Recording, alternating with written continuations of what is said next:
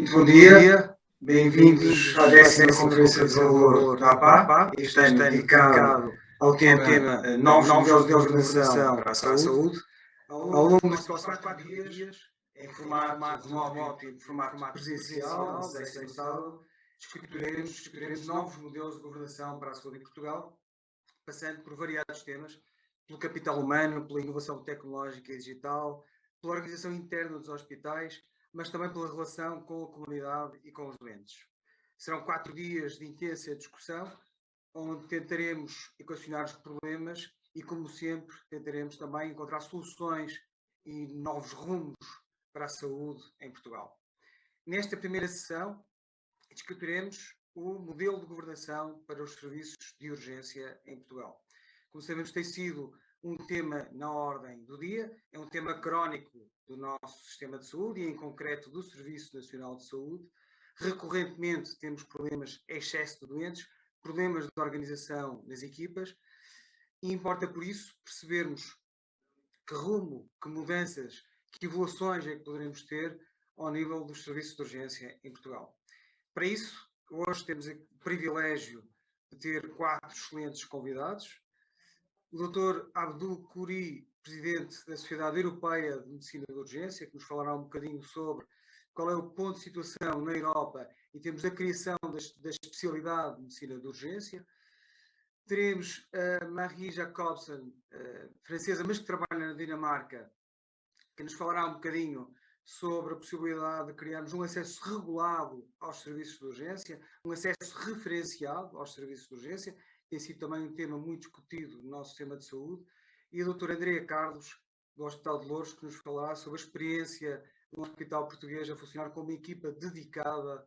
Tem sido também um tema recorrente, a possibilidade de mudarmos o nosso modelo de uma equipa que é mantida à custa dos serviços para uma equipa que tem profissionais dedicados só ao serviço de urgência.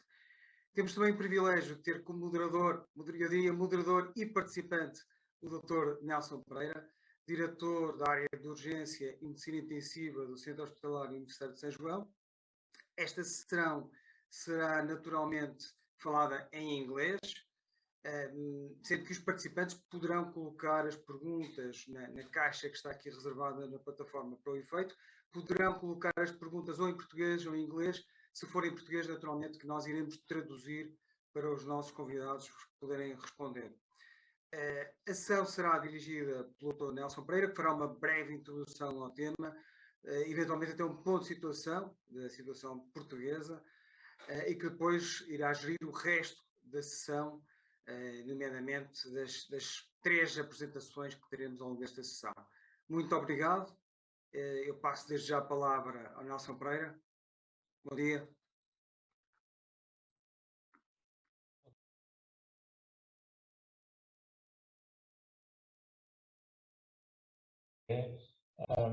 Vou fazer uma pequena introdução em português e depois começaremos a sessão em inglês.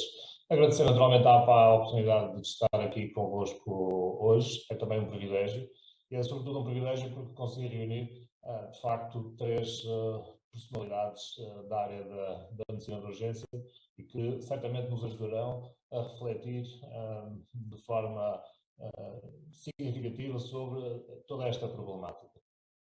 Os serviços de urgência em Portugal são, sem dúvida, uma das áreas mais críticas da organização do nosso sistema de saúde e do Serviço Nacional de Saúde em particular. Padecem de fragilidades e de dificuldades que são crónicas, que têm décadas de existência e para as quais não se têm encontrado caminhos de solução e de melhoria tão ágeis como gostaríamos. Basta dizer que Portugal é, números de 2019, para não contaminarmos com o efeito da pandemia, o país da OCDE com mais episódios de urgência por 1 milhão de habitantes. São 645 mil episódios de urgência por 1 milhão de habitantes. Significa que em 2019, e 2022 vai pelo mesmo caminho, tivemos 6.450.000 episódios de urgência.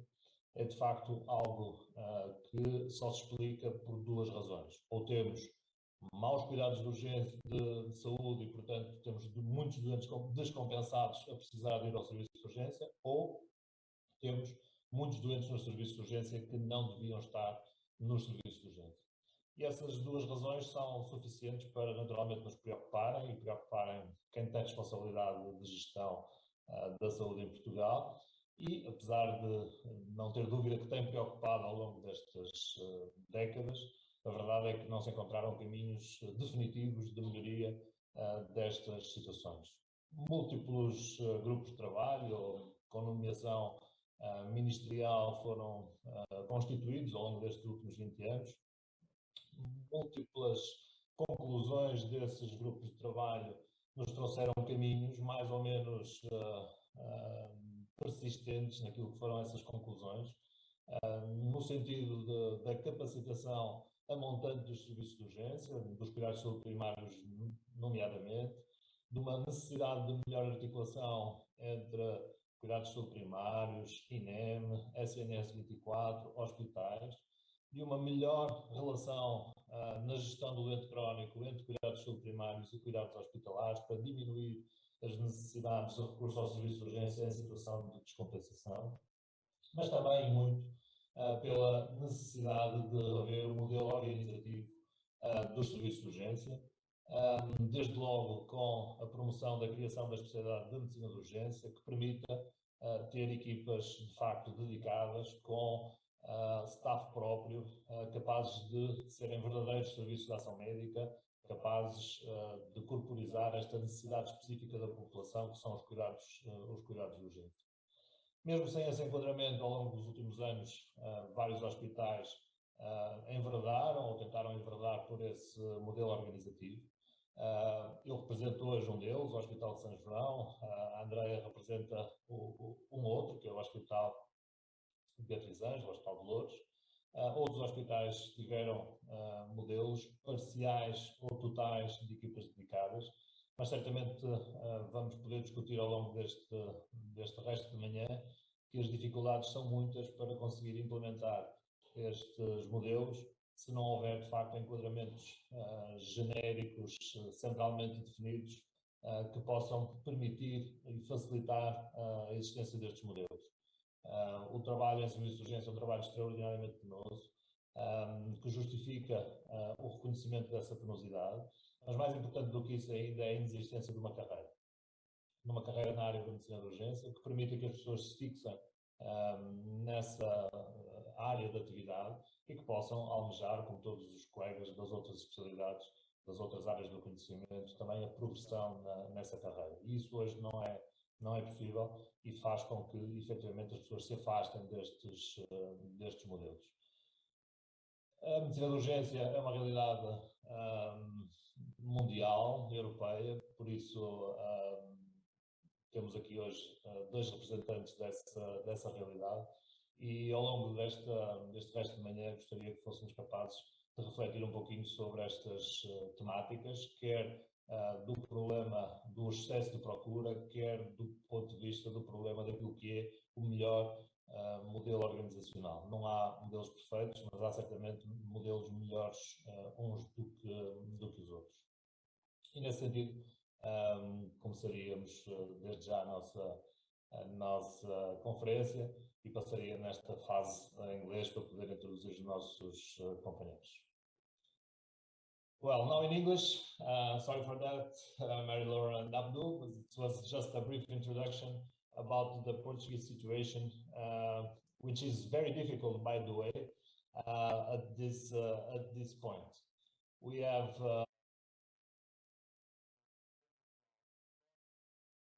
of our emergency departments, which in fact in the last few days has become even more complicated because of COVID-19, which is increasing again in Portugal. But this is a chronic situation. I would say this is more than 20 years problem here in Portugal. We have not so good answer from the primary care, and we have a lot of patients that come to the emergency department with minor situations that should not be in the emergency department. And that's one part of the problem. The second part, of course, there are many other problems, but I would stick with these two main problems. One, overcrowding, people with minor situations that should not be in the emergency department, and the other problem is the model of organization of the emergency department. We don't have emergency medicine yet in Portugal. That's a pity. Because of that, we have a classic organization of the emergency departments, which are staffed by every doctors from all of the specialties that come once a week to the emergency department, with no connection, with no generic and standard organization, because of that, we have lots of problems in our organization. There are a few experiences in Portugal of organization with the staff of emergency medicine, but of course not with the emergency medicine specialists, but with other backgrounds.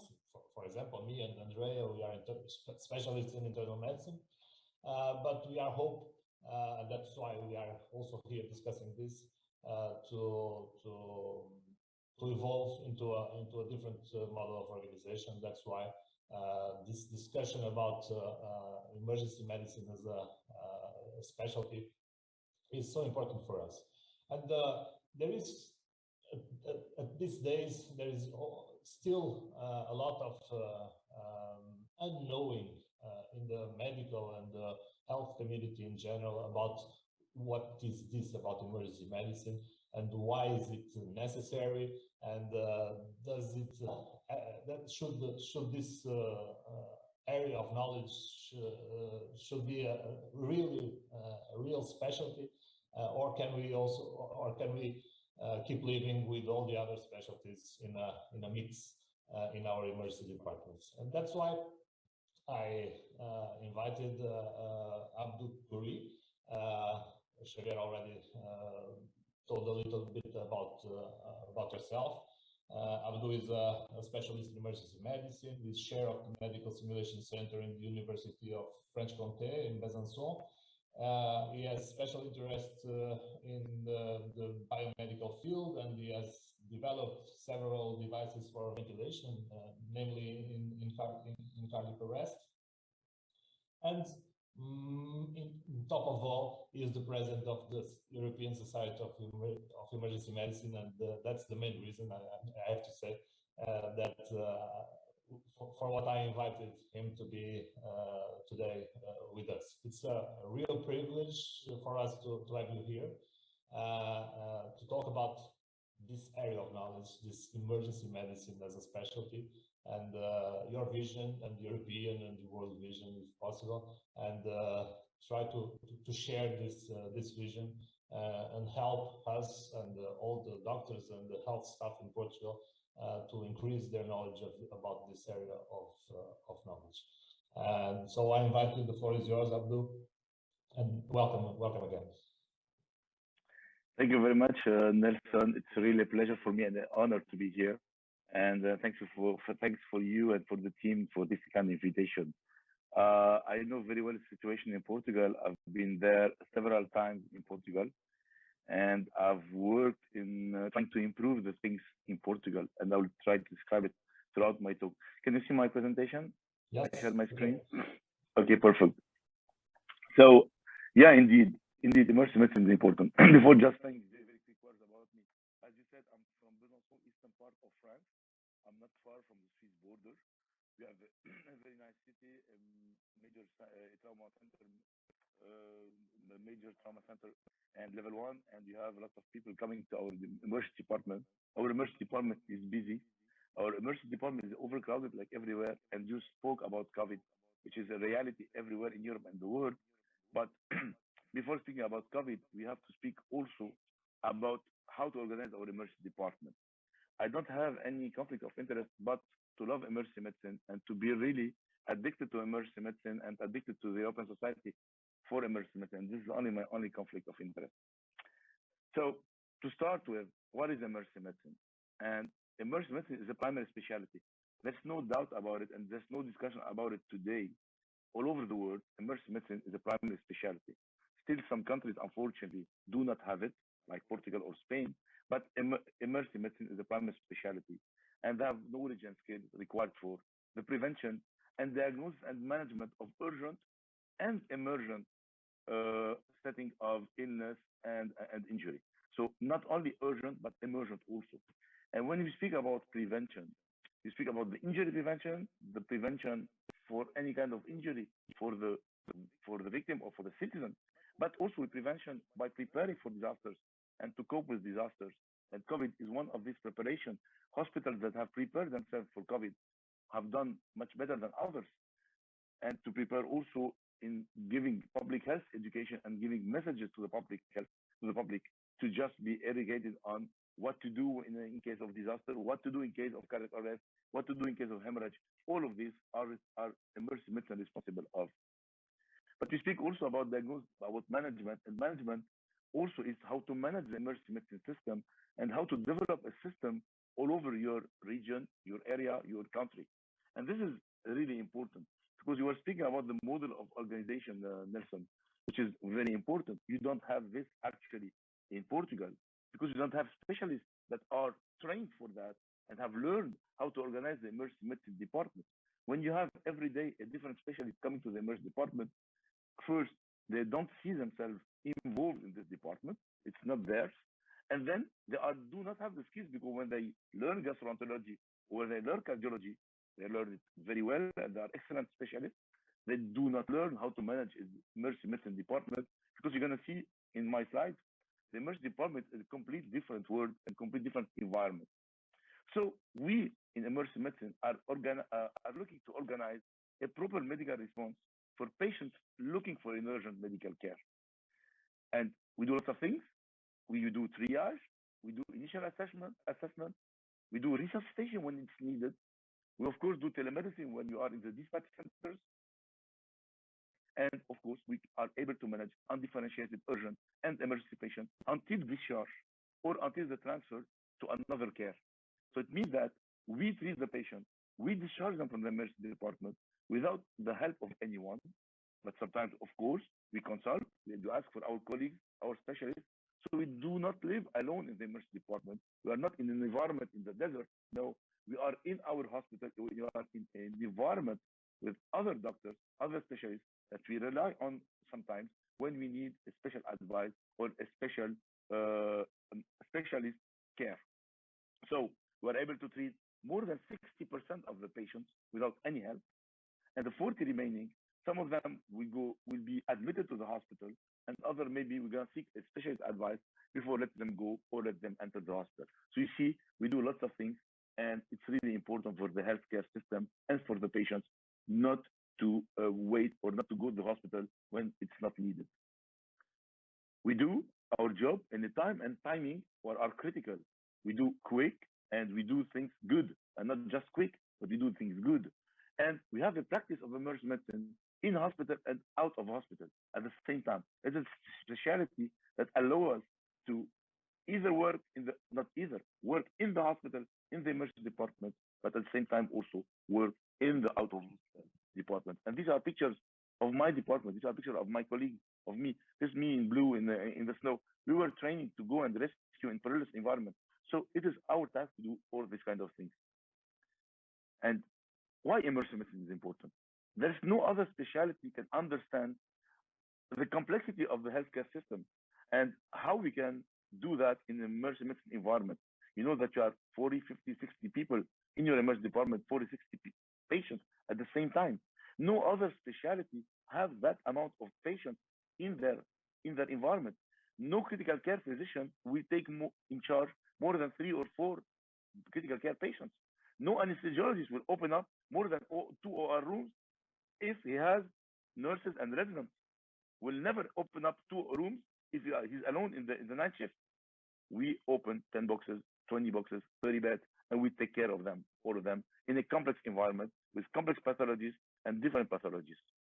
And so, as I told you, we don't just do this in hospital and out of hospital, but also this competence extends to disaster preparedness, to pandemics. And we saw in the pandemic, we saw in the era of COVID, how helpful was emergency medicine system. And you saw on all the TVs, emergency medicine physicians became the star, more or less.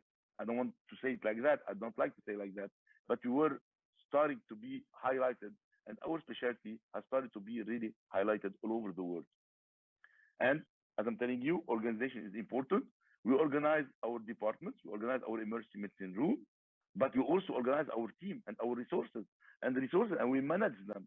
And these are skills that are included in our curriculum of emergency medicine. And we're going to establish a specialty with a curriculum. You should include all this in the specialty.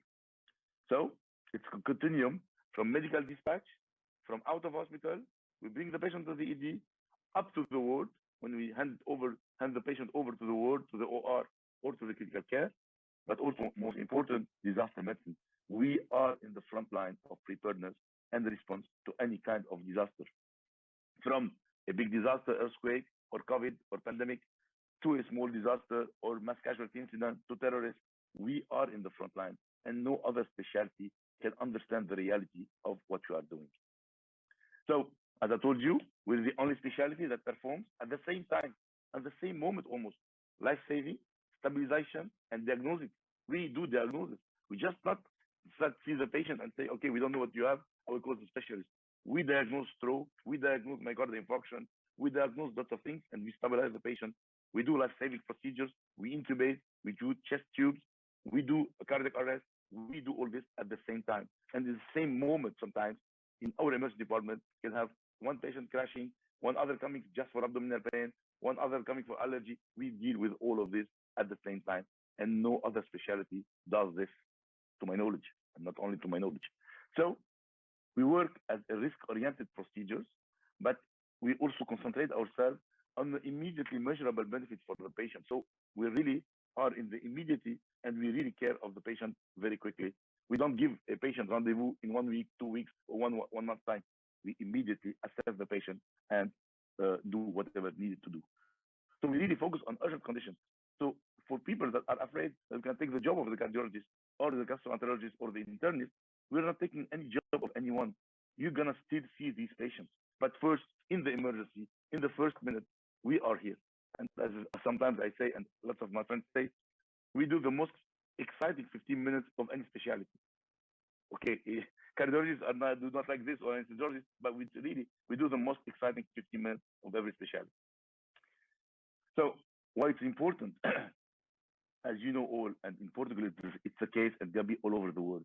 Medicine is becoming more and more specialized. Doctors are becoming more and more specialized. You have cardiologists that do only rhythmology. They do not do cath lab. They do not even do echo. They are more and more specialists. And the only person that, or the only doctor that look on the as a person, as the patient, as a complete person, is the ER physician, or maybe the general practitioner when he's outside family doctor. We are the only one who deal with all the organs at the same time, and not only just focalize on one specialty or on one organ.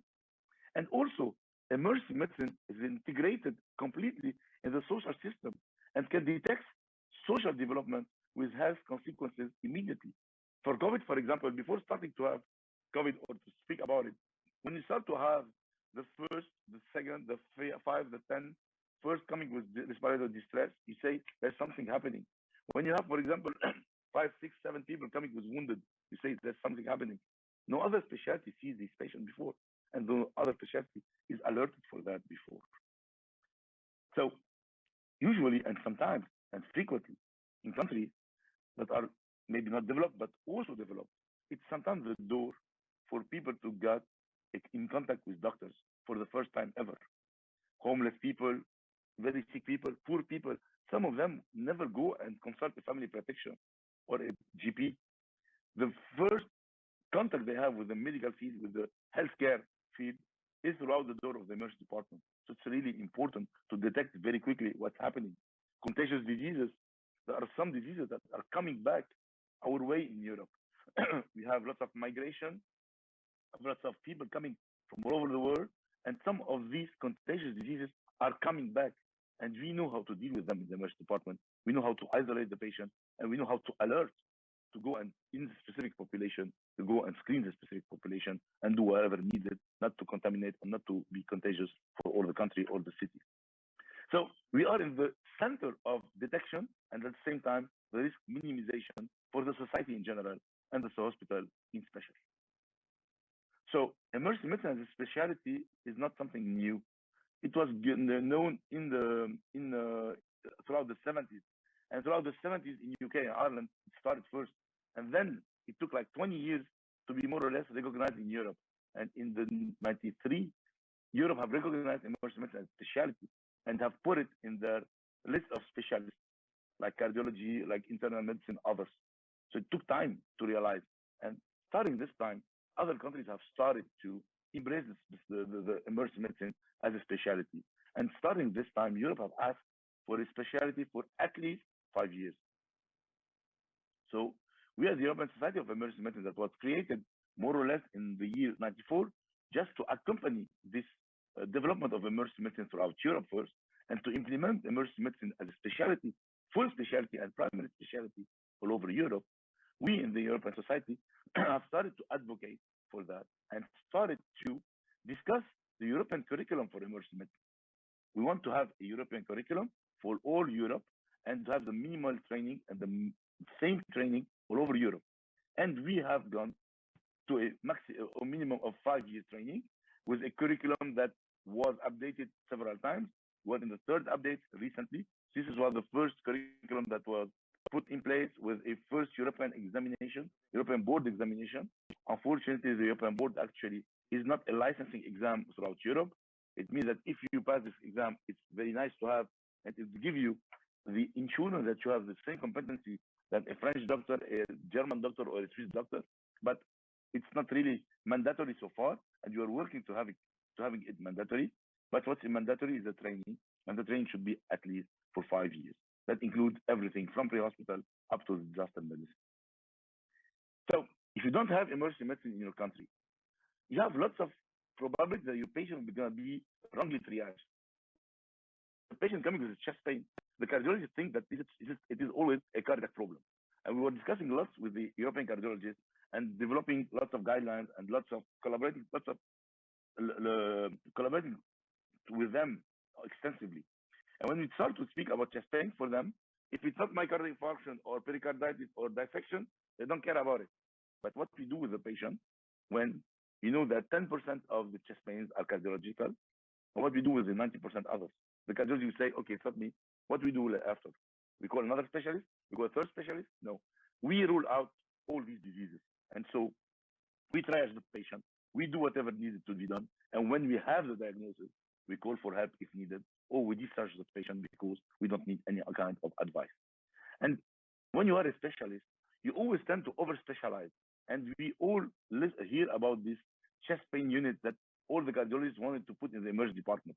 It means that when you have a chest pain, you come, we do some kind of assessment on you and say, okay, it's going to be cardiological.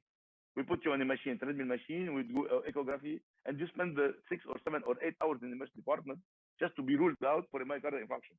And it turned out to have a pneumothorax, have pneumonia, or something else that they didn't see because it's not their field of experience. So they can over-specialize the way of doing. So you see, so it's really important, and especially that they do not take the patient as a whole per person. And so they focus on cardiology or they focus on abdominal, but they forgot that this patient is maybe rheumatic fever or rheumatic disease or maybe diabetic or something like this that can lead to such kind of abdominal pain, you know. So it's really important. And these are lots of studies that have really explained this situation and say that when you don't have emergency medicine, you are kind of in a trouble. And lots of others have said you should have emergency medicine. These are the some of the references, and I will not go throughout all these references. But it's really proven all over the world and in different systems, not only European system or American system, even in low resources settings.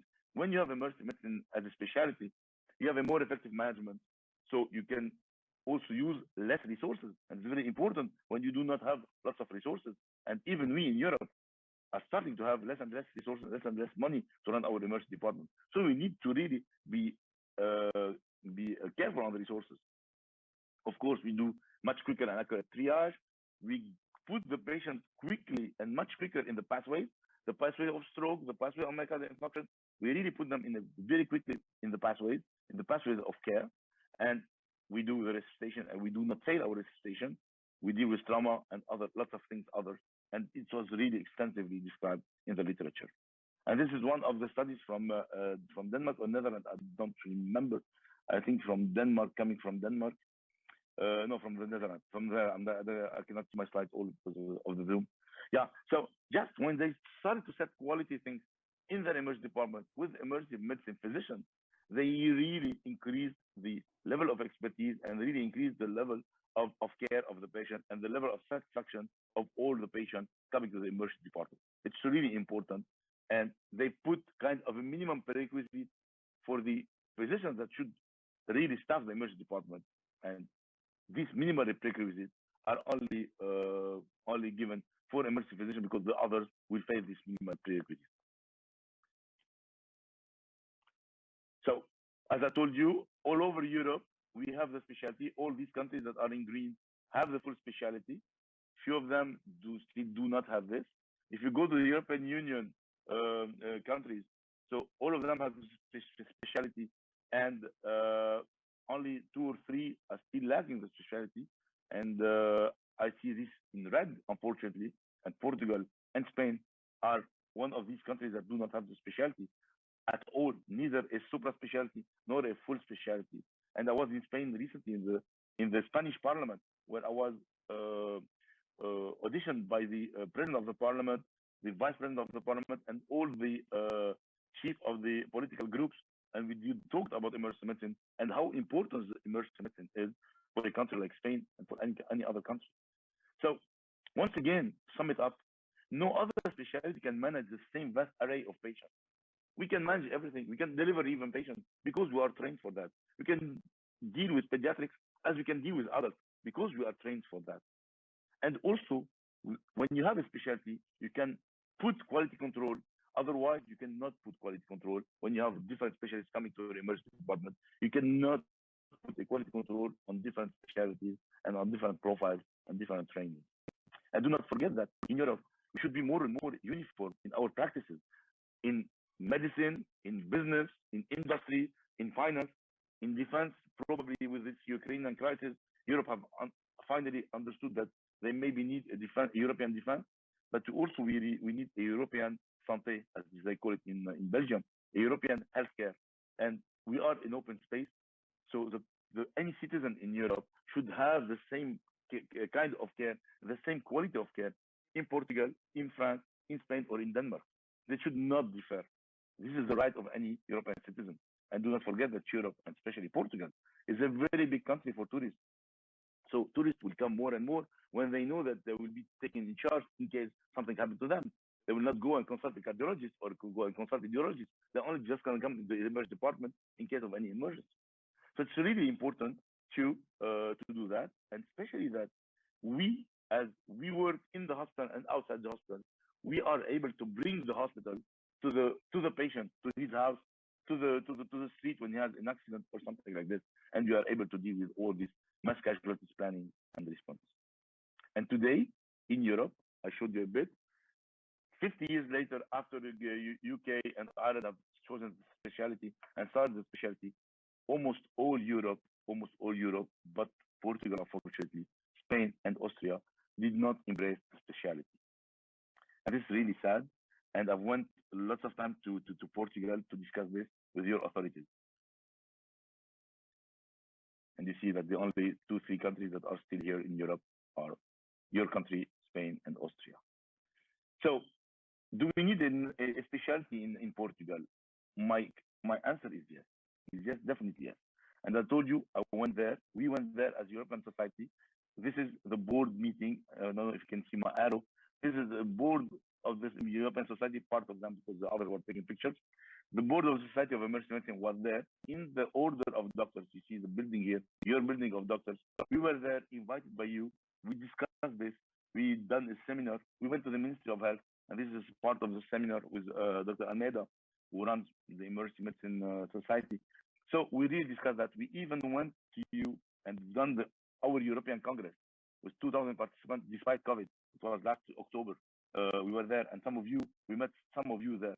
And I was very happy to discuss with you and to see that you are all eager to have the specialty. And we were going to help you more. Today's conference is one of the signs that you really are interested in emergency medicine as a specialty. And we at European level, we're going to help you more and more, and the maximum. We are ready to come back to Portugal and to discuss with your authorities and to advocate with you for emergency medicine as a primary specialty. And my dream, or let's say, but by the day that in 27th of May, we're going to have the emergency medicine day. And this chief's motto is, we take care of you, please take care of us. So also we take care of you, please advocate for emergency medicine also. And my wish and my dream will be that by May 27th, the serious discussion with your authorities will start in order to implement the emergency medicine as a primary specialty. So I invite you all to join the webinar on this special day. We're going to talk about this overcrowding of the emergency department, but also we're going to talk mainly about the fatigue that the personnel are having in the emergency department because we are not given the resources and because of the COVID situation and others. So once again, I thank you for this invitation, and it was a pleasure for me and an honor to be here with you today. Well, thank you, Artur, for this great presentation, this broad view of the situation in Europe, and also of the fulcral aspects of this area of knowledge as a specialty. We are, in fact, eager for this specialty, as you said, and we are very excited that you can support us as you have done in the past. And we will reserve the discussion for the end of the presentations, and as such, we are going to go forward now with Dr. Andrea Carlos. Andrea is an internal medicine specialist, and she is actually the actual director of the university department in the Hospitalares, a town nearby Lisbon, and the emergency department, which is run with a proper staff as an emergency medicine staff. And she will tell us all about their organization, and surely also about the difficulties in a country like ours to run and to provide emergency care with this model of organization in a country that does not recognize emergency medicine as a specialty, and with all the difficulties in our day-by-day chaos that we are living in. So, Andrea, welcome. Thank you for accepting this invitation, and the floor is yours.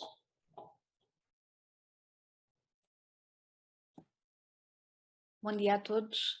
Queria começar por agradecer o convite que me foi feito para falar neste congresso e agradecer o desafio que foi falar da equipa dedicada, nomeadamente a equipa dedicada do Hospital Beatriz Ângela, da qual eu sou diretora atualmente. Vou partilhar com vocês.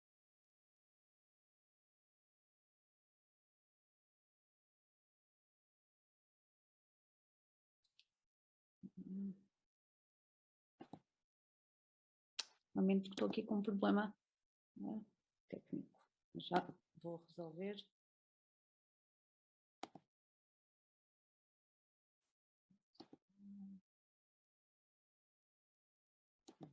Aqui.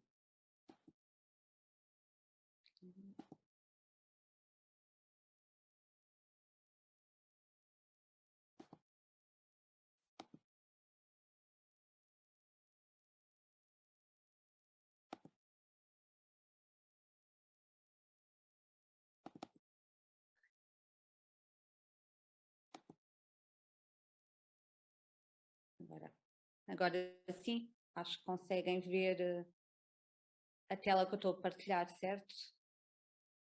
Sim.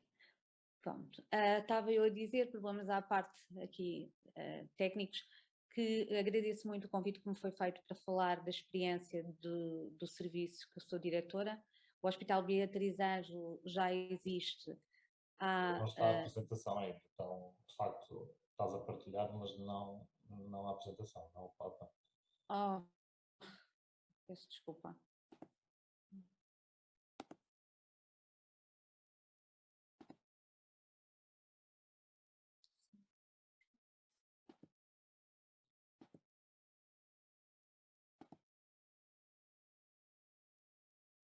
Conseguem ver? Vamos a ver o browser, o Chrome.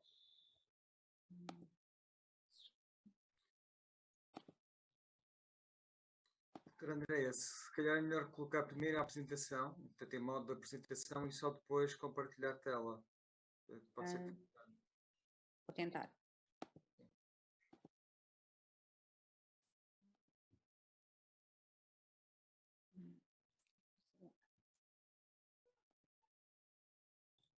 Sim. Conseguem ver? Isso mesmo.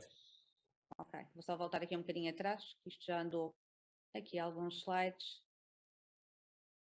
Pronto, o que eu vou tentar trazer hoje é um bocadinho a experiência do Hospital Beatriz Ângelo. O Hospital Beatriz Ângelo é um hospital que está às portas de Lisboa, situado em Lourdes, e que existe há mais de 10 anos, e desde o seu início. A urgência surgiu um bocadinho depois, após a abertura do hospital, no dia 27 de fevereiro de 2012, e desde o seu início foi pensado e estruturado como sendo um hospital com uma equipa dedicada. Já completámos 10 anos de serviço de urgência e, portanto, 10 anos de equipa dedicada. Muito tem passado, mas de alguma maneira nós temos sobrevivido aos tempos e persistimos. Quando falamos de serviço de urgência hospitalar, nós falamos de atendimento vocacionado para doentes agudos que, se em teoria deviam ser referenciados, quer dos cuidados primários, quer do pré-hospitalar, na realidade os doentes que acedem ao serviço de urgência, e nomeadamente ao Beatriz Ângelo, são doentes que acedem livremente, e isso leva, obviamente, a uma sobrelotação deste serviço que não consegue responder nem aos doentes agudos, nem para além dos doentes agudos, a todos os outros que nos procuram com situações diversas. E isso acaba por ser um grande desafio que é imposto diariamente a todos os médicos que trabalham no serviço de urgência e restantes equipas. A área de influência do Hospital do Beatriz Ângelo é uma área de cerca de 300 mil utentes, e no caso concreto nós não somos nem uma urgência básica nem polivalente, somos uma urgência médico-cirúrgica. Quando nós falamos de doentes que recorrem ao serviço de urgência, nós queremos separar os urgentes dos não urgentes. E isso nós temos a prioridade dos protocolos da triagem de Manchester, que nos permite categorizar os doentes e decidir quais são os doentes que nós temos que ver primeiro, em detrimento dos doentes que vamos ver a seguir. Juntamente com esta ferramenta, também nos permite outras coisas que são muito úteis, que é priorizar e aumentar os fluxos, nomeadamente nas vias verdes que são instituídas, preferencialmente desde o pré-hospitalar, mas muitas vezes só diagnosticadas no pós-hospitalar, intra-hospitalar, quando da triagem. No Beatriz Ângelo temos 4 vias verdes clássicas, a do AVC aguda, do trauma, da sepsis grave, da dor torácica, que é mais lato do que a via verde normalmente instituída nos outros hospitais, que é da dor pré-cordial, e do doente crítico, que partilha um bocadinho as vias e os procedimentos com os restantes. Muito se fala do serviço de urgência ser a porta do hospital, mais do que a porta, eu acho que o serviço de urgência devia ser a janela do hospital. É uma janela que nos deixa perceber e transparecer o que é que acontece no restante serviços do hospital e no restante enquadramento do hospital, nomeadamente do sistema de saúde, da área de influência. Um hospital organizado que recebe os doentes quando são referenciados dos cuidados primários, que articula cuidados, que dá resposta à população, é um serviço de urgência que tem que ser obrigatoriamente também organizado. O que nós vemos e o que se vê no Hospital Beatriz Ângelo é que o serviço de urgência é um serviço que está sobrelotado e desorganizado, muito porque não estamos a trabalhar em articulação, e esta organização do pré-hospitalar, da comunidade e do hospital não está a decorrer da melhor maneira. Então o doente que nós nos propomos a ver, que é o doente urgente, emergente e crítico, na realidade há muitos outros doentes que não deviam estar na urgência, os pouco urgentes, os não urgentes. Quando falamos de equipas dedicadas Não é um tema novo, não é um tema sequer desta década, já tem vários anos, e o que está mostrado em várias publicações e documentos é que a constituição das equipas do serviço de urgência deve ser preferencialmente por profissionais dedicados ao serviço de urgência, e que essa constituição da equipa traduz em melhoria, quer para o serviço, quer em mais-valias para o doente. Não estamos a falar de vários elementos a trabalhar juntos, como no modelo clássico, estamos a falar de uma equipa que funciona como tal, que se articula e interage e trabalha em proximidade. Não estamos a falar em médicos com diferentes especialidades, mas em médicos com treino e competência em urgência, emergência e no doente crítico. Não estamos a falar em médicos que vão lá em part-time, algumas horas, mas em médicos que dedicam todo o seu tempo à urgência. E obviamente que isso tem que ter resultados, e os resultados estão estudados e comprovados, quer em termos de maior produtividade, quer em termos de redução de custos. Quando vou falar aqui do serviço de urgência, falo do serviço de urgência geral em particular, dizer que, para quem não sabe, os conceitos e o modelo clínico do Hospital Beatriz Ângelo como um todo, nomeadamente no internamento, é um bocadinho distinto do modelo clássico. A medicina interna como especialidade holística, agregadora, que vê o doente como todo, tem um papel primordial, um pilar no conceito deste hospital e que permite que o médico internista fique como gestor do doente. Aí as outras especialidades atuem em termos de consultadoria, quando necessário, libertando também essas especialidades para outros sítios, nomeadamente para o bloco operatório, para o hospital de dia, para a resposta a consultas, para a resposta à realização de exames e procedimentos. O serviço de urgência, funcionando como uma equipa dedicada, funciona também nos mesmos moldes. A esmagadora maioria dos elementos da equipa dedicada é de medicina interna e, quando necessário, é pedido, em termos de consultadoria, apoio às outras especialidades. Mas, por defeito, todos os doentes são abordados pela equipa dedicada e pela medicina interna. O que é que nós queremos? Qual é que é o objetivo do serviço de urgência? Não é distinto dos outros objetivos dos outros serviços. É atuar precocemente, pôr o doente certo no local certo, o profissional certo, e isso, como eu disse há pouco, uma das ferramentas mais úteis que temos é a triagem de Manchester, que nos permite ter protocolos pós-triagem. No Beatriz Ângelo temos, nomeadamente, o protocolo da hipertermia, da dor torácica, da hipertensão e agora, com a pandemia, o protocolo do doente do circuito respiratório, e nos permite ativar vias verdes para agilizar circuitos e chegar rapidamente aos doentes que nós precisam, maximizando a eficiência do sistema e garantindo a qualidade de atendimento. A equipa no serviço de urgência é muito mais do que a equipa de médicos, enfermeiros e auxiliares de ação médica. É uma equipa com várias categorias profissionais, onde se incluem secretariados, gestão, a equipa de limpeza, os fisioterapeutas. Os administrativos têm um papel muito importante na gestão de toda a parte burocrática associada ao serviço de urgência. E no Hospital Beatriz Ângelo existe um projeto que ainda está em curso, que é o Eu Ajudo, em que eles fazem a articulação entre o doente, a família e a equipa médica, e que são uma mais-valia para o serviço. Dizer ainda que existimos desde 2012, que somos atualmente 33 médicos, que destes, e olhando um bocadinho para a constituição da equipa, 2/3 da equipa são mulheres, 2/3 da equipa é uma equipa com menos de 50 anos, são elementos que têm menos de 50 anos, e em termos de background e diferenciação, temos 18 elementos que são assistentes hospitalares de medicina interna, um elemento que é assistente hospitalar de cirurgia geral e generalistas. Dentro dos generalistas não estão apenas colegas que não têm uma especialidade, mas têm muita diferenciação e muita sabedoria em termos de cuidado do doente urgente, mas outras especialidades que não diferenciei. São estes médicos que vão dar apoio a todo o serviço de urgência, seja ele pré-hospitalar, através da nossa FMED, o SO, a reanimação, a pequena cirurgia e os balcões ou os doentes que estão internados a aguardar reavaliação e cuidados.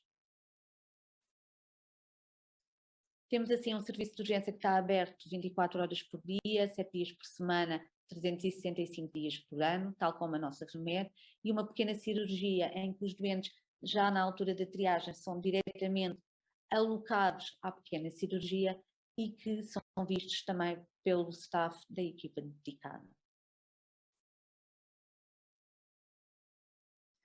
Partilho com vocês uma análise SWOT feita muito recentemente com a equipa dedicada e dentro das forças destaco a noção que a equipa tem, que é motivada, que tem competência técnica, que tem estabilidade, que tem horários definidos, que é reconhecida pelos pares, quer dentro do hospital, quer fora, que tem uma boa articulação com as outras especialidades, nomeadamente com as especialidades dos cuidados intensivos. Das fraquezas, é o mesmo drama que acontece, é transversal a todos os serviços, é uma equipa também insuficiente. O Covid, com a pandemia, vem-nos trazer ainda a necessidade dos circuitos, que mais veio pôr em causa este tamanho que já por si não era o adequado, que sendo um hospital, como eu disse, com uma urgência médico-cirúrgica, existe frequentemente necessidade de transferência de doentes e doente crítico e que lança também desafio constante a esta equipa que já é pobre em número e diferenciação, por vezes, em fazer e ter a capacidade de fazer o melhor possível estas transferências interhospitalares. É uma equipa que também depende muito dela, os requisitos de colmatar as horas extras que são necessárias, para além dos prestadores externos, a própria equipa dá muitas das suas horas extraordinárias ao serviço de urgência, para dizer que em 2021, para além das 40 horas semanais, os médicos desta equipa fizeram mais de 17 mil horas extra. Dizer ainda que em termos de estrutura, como é que nós estamos organizados em 2 circuitos distintos, nomeadamente no circuito do doente ambulatório e no circuito do doente não ambulatório, definindo-se por doente ambulatório o doente que é triado de azul, verde e amarelo e que não está em maca, e do circuito do doente não ambulatório os doentes laranjas ou em maca. Dentro de cada um destes circuitos, doente ambulatório e doente não ambulatório, atualmente mantemos ainda um circuito do doente respiratório em cada um deles. Os doentes também são indicados diretamente da triagem, muitas vezes diretamente para a pequena cirurgia e para o SO. Temos na parte do doente do circuito ambulatório protocolos de referenciação e de encaminhamento de doentes não urgentes, azuis e verdes, para os ACs da área de influência, quer no contexto do doente respiratório, quer do doente não respiratório, o que foi uma mais-valia e uma ajuda preciosa em tempos de pandemia, onde conseguimos referenciar para os CDRs da comunidade muitos destes doentes que nos procuravam. Em termos de organização do serviço de urgência, estamos divididos em coordenações, coordenação da triagem, do SO reanimação, do PEC, que é um conceito que não existe nos outros hospitais, mas é equivalente ao doente que está internado, precisa de estar vigiado, a coordenação do balcão, da pequena cirurgia, da VMER e da consulta pós-urgência. Apenas 2 apontamentos. Dizer que a triagem, a nossa equipa, para além de ser formadora e dar cursos de formação e acreditação no contexto de triagem, é neste momento também auditora, quer interna, quer externa, proporcionando a que todos os elementos da equipa dedicada tenham também a formação e o curso com certificação de triagem de Manchester.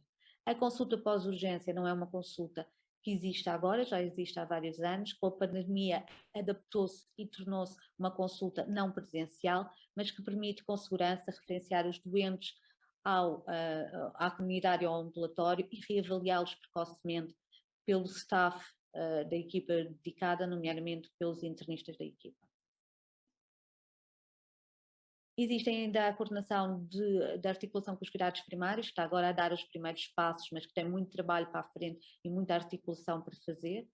Existe um projeto, que é o projeto Super Users, onde a equipa tentou perceber que tipo de doentes são estes que nos procuram em demasia, ou nós achamos que é em demasia, que são os nossos hiperutilizadores ou superutilizadores, e tentar compreender que tipo de patologias que têm e como é que podemos dar-lhe uma resposta mais rápida e que não passe pela porta do serviço de urgência.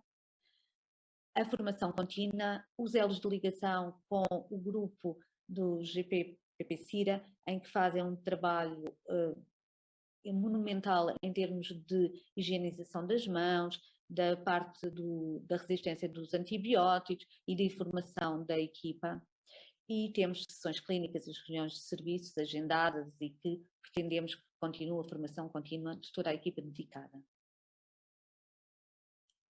É impossível, e quem trabalha em urgência, falar em urgência sem falar em escalas e sem falar em gestão de escalas. Nós temos uma equipa multidisciplinar composta pelos secretários da unidade do serviço de urgência e por mim, em que pretendem, através de prever aquilo que vão ser as escalas, antecipar os problemas à mesma. Tem e-mail próprio, telefone próprio, agenda própria e, apesar de estar antecipadamente feitas as rotações de todos os elementos que passam pelo serviço de urgência, e nós temos, para além da equipa dedicada e para além da consultadoria, também a própria equipa da medicina interna do hospital, os prestadores, os internos, quer sejam do geral, quer sejam da especialidade, e os vários estados, e todos esses elementos têm rotações fixas, podendo prever em 2050 o que é que estarão a fazer, mas depois também temos que gerir as imprevisibilidades, as ausências e as férias, o que é um desafio, normalmente um puzzle de muitas peças,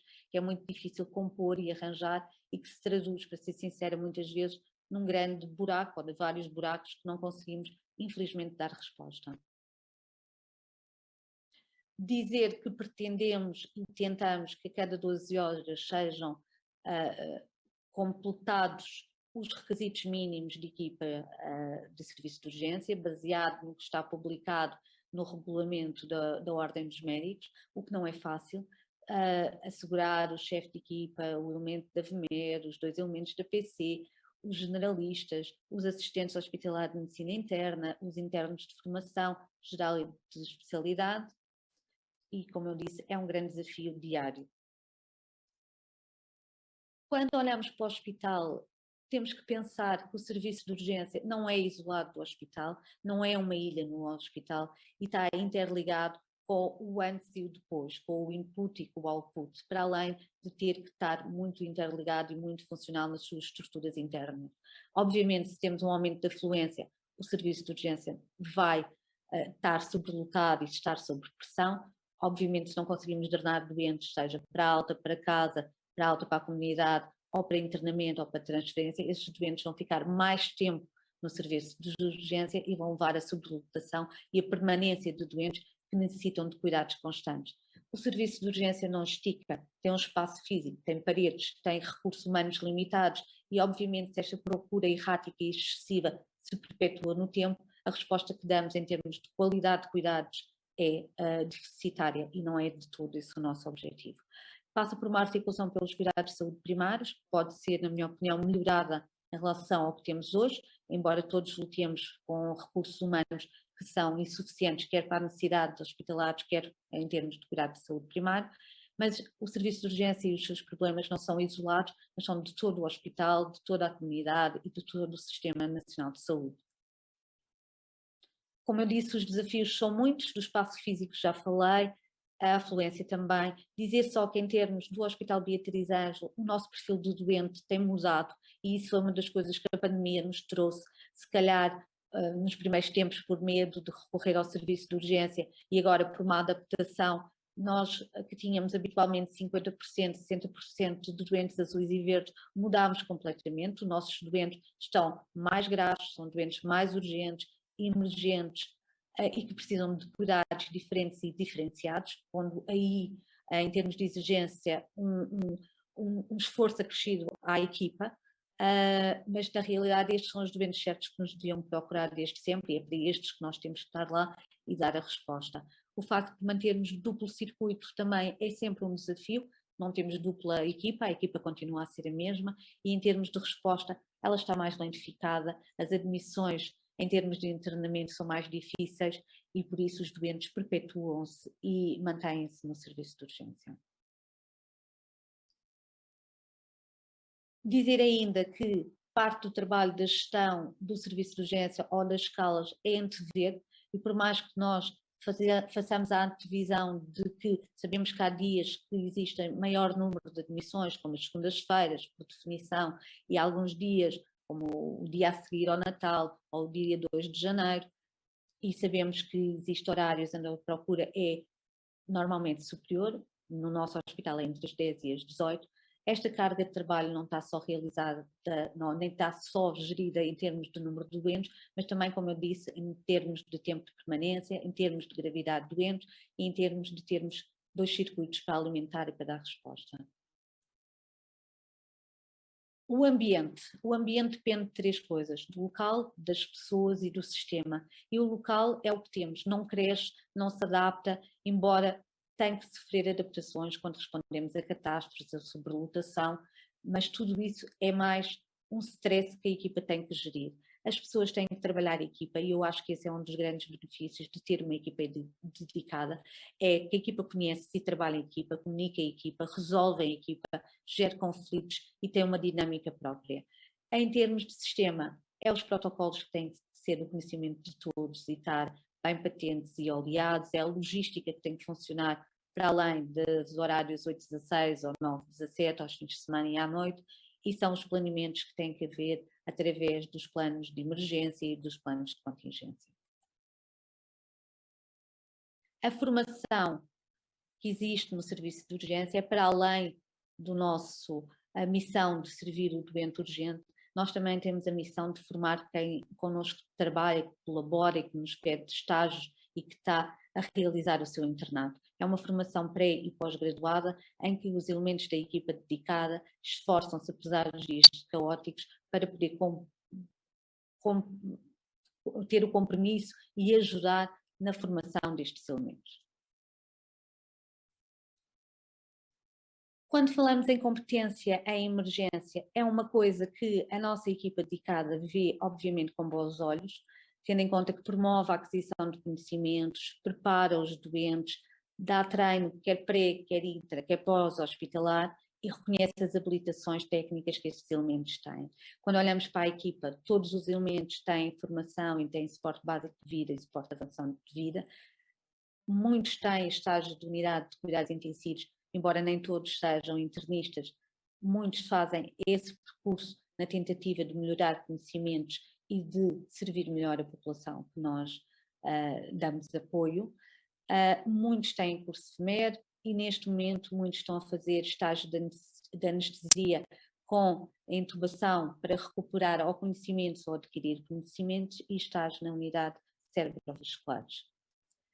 Na preparação desta apresentação também fiz um desafio à equipa do serviço de urgência na tentativa de perceber qual é que era a opinião sobre a especialidade de medicina de urgência e emergência. Mais do que alimentar polémicas é perceber que a equipa que trabalha todos os dias no terreno concorda com a especialidade, que ao contrário, e aí se calhar era um preconceito meu, pretende fazer a especialidade, se essa existisse, e acha que essa especialidade deve ter 5 anos de duração e é a especialidade que vai permitir maior formação diferenciada, que se traduz em melhores cuidados aos doentes e uma redução inerente dos custos. Isto era o que eu vos tinha para dizer, estou disponível para algumas perguntas ou algumas dúvidas que possam surgir. É uma equipa que prevalece e permanece ao longo dos tempos e tem 10 anos de existência e é um bocadinho que dizíamos no início, contra tudo e contra todos, e às vezes parece assim, embora na realidade temos o apoio de muitos, continuamos a subsistir como uma equipa dedicada. Thank you, Andrea. It was very important for us to hear about a dedicated team in a Portuguese hospital. Many of us certainly don't know the specifics of your organization, and as you told us, against everything and everyone, you'll still survive, and that's the good news. So we go forward to Dr. Mary Laura. Thank you so much for accepting the invitation to be with us today. You're welcome. Mary Laura is a specialist in emergency medicine. She's actually French, but works in Denmark. She's the head of majors and co-head of the emergency department in the University Hospital of Zealand in Cork, Denmark. And besides this all, she's a mother. And that's a very interesting thing, because when we are discussing the specialty of emergency medicine in Portugal, not the guys that love the emergency medicine, but all the others that don't want the specialty to be one. One of the major issues that they are raising is you cannot be a specialist in emergency medicine and have a family. You cannot be an emergency medicine specialist and get old, because you cannot do this work for all of your professional life. And that's a good introitus for this discussion. Again, thank you very much for being with us, and we are very, very looking forward for hearing your presentation. Mary-Laure, the floor is yours.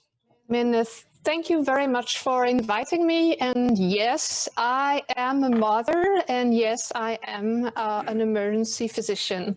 So my name is Marie-Laure Jacobson, and I've been an emergency physician in the last 20 years, first in France and then in Denmark.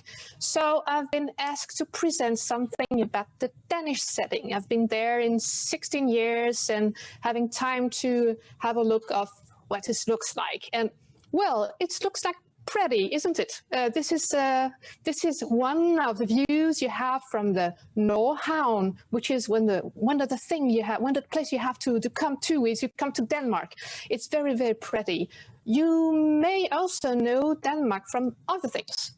We have a very kind and cute royal family. Maybe you know them.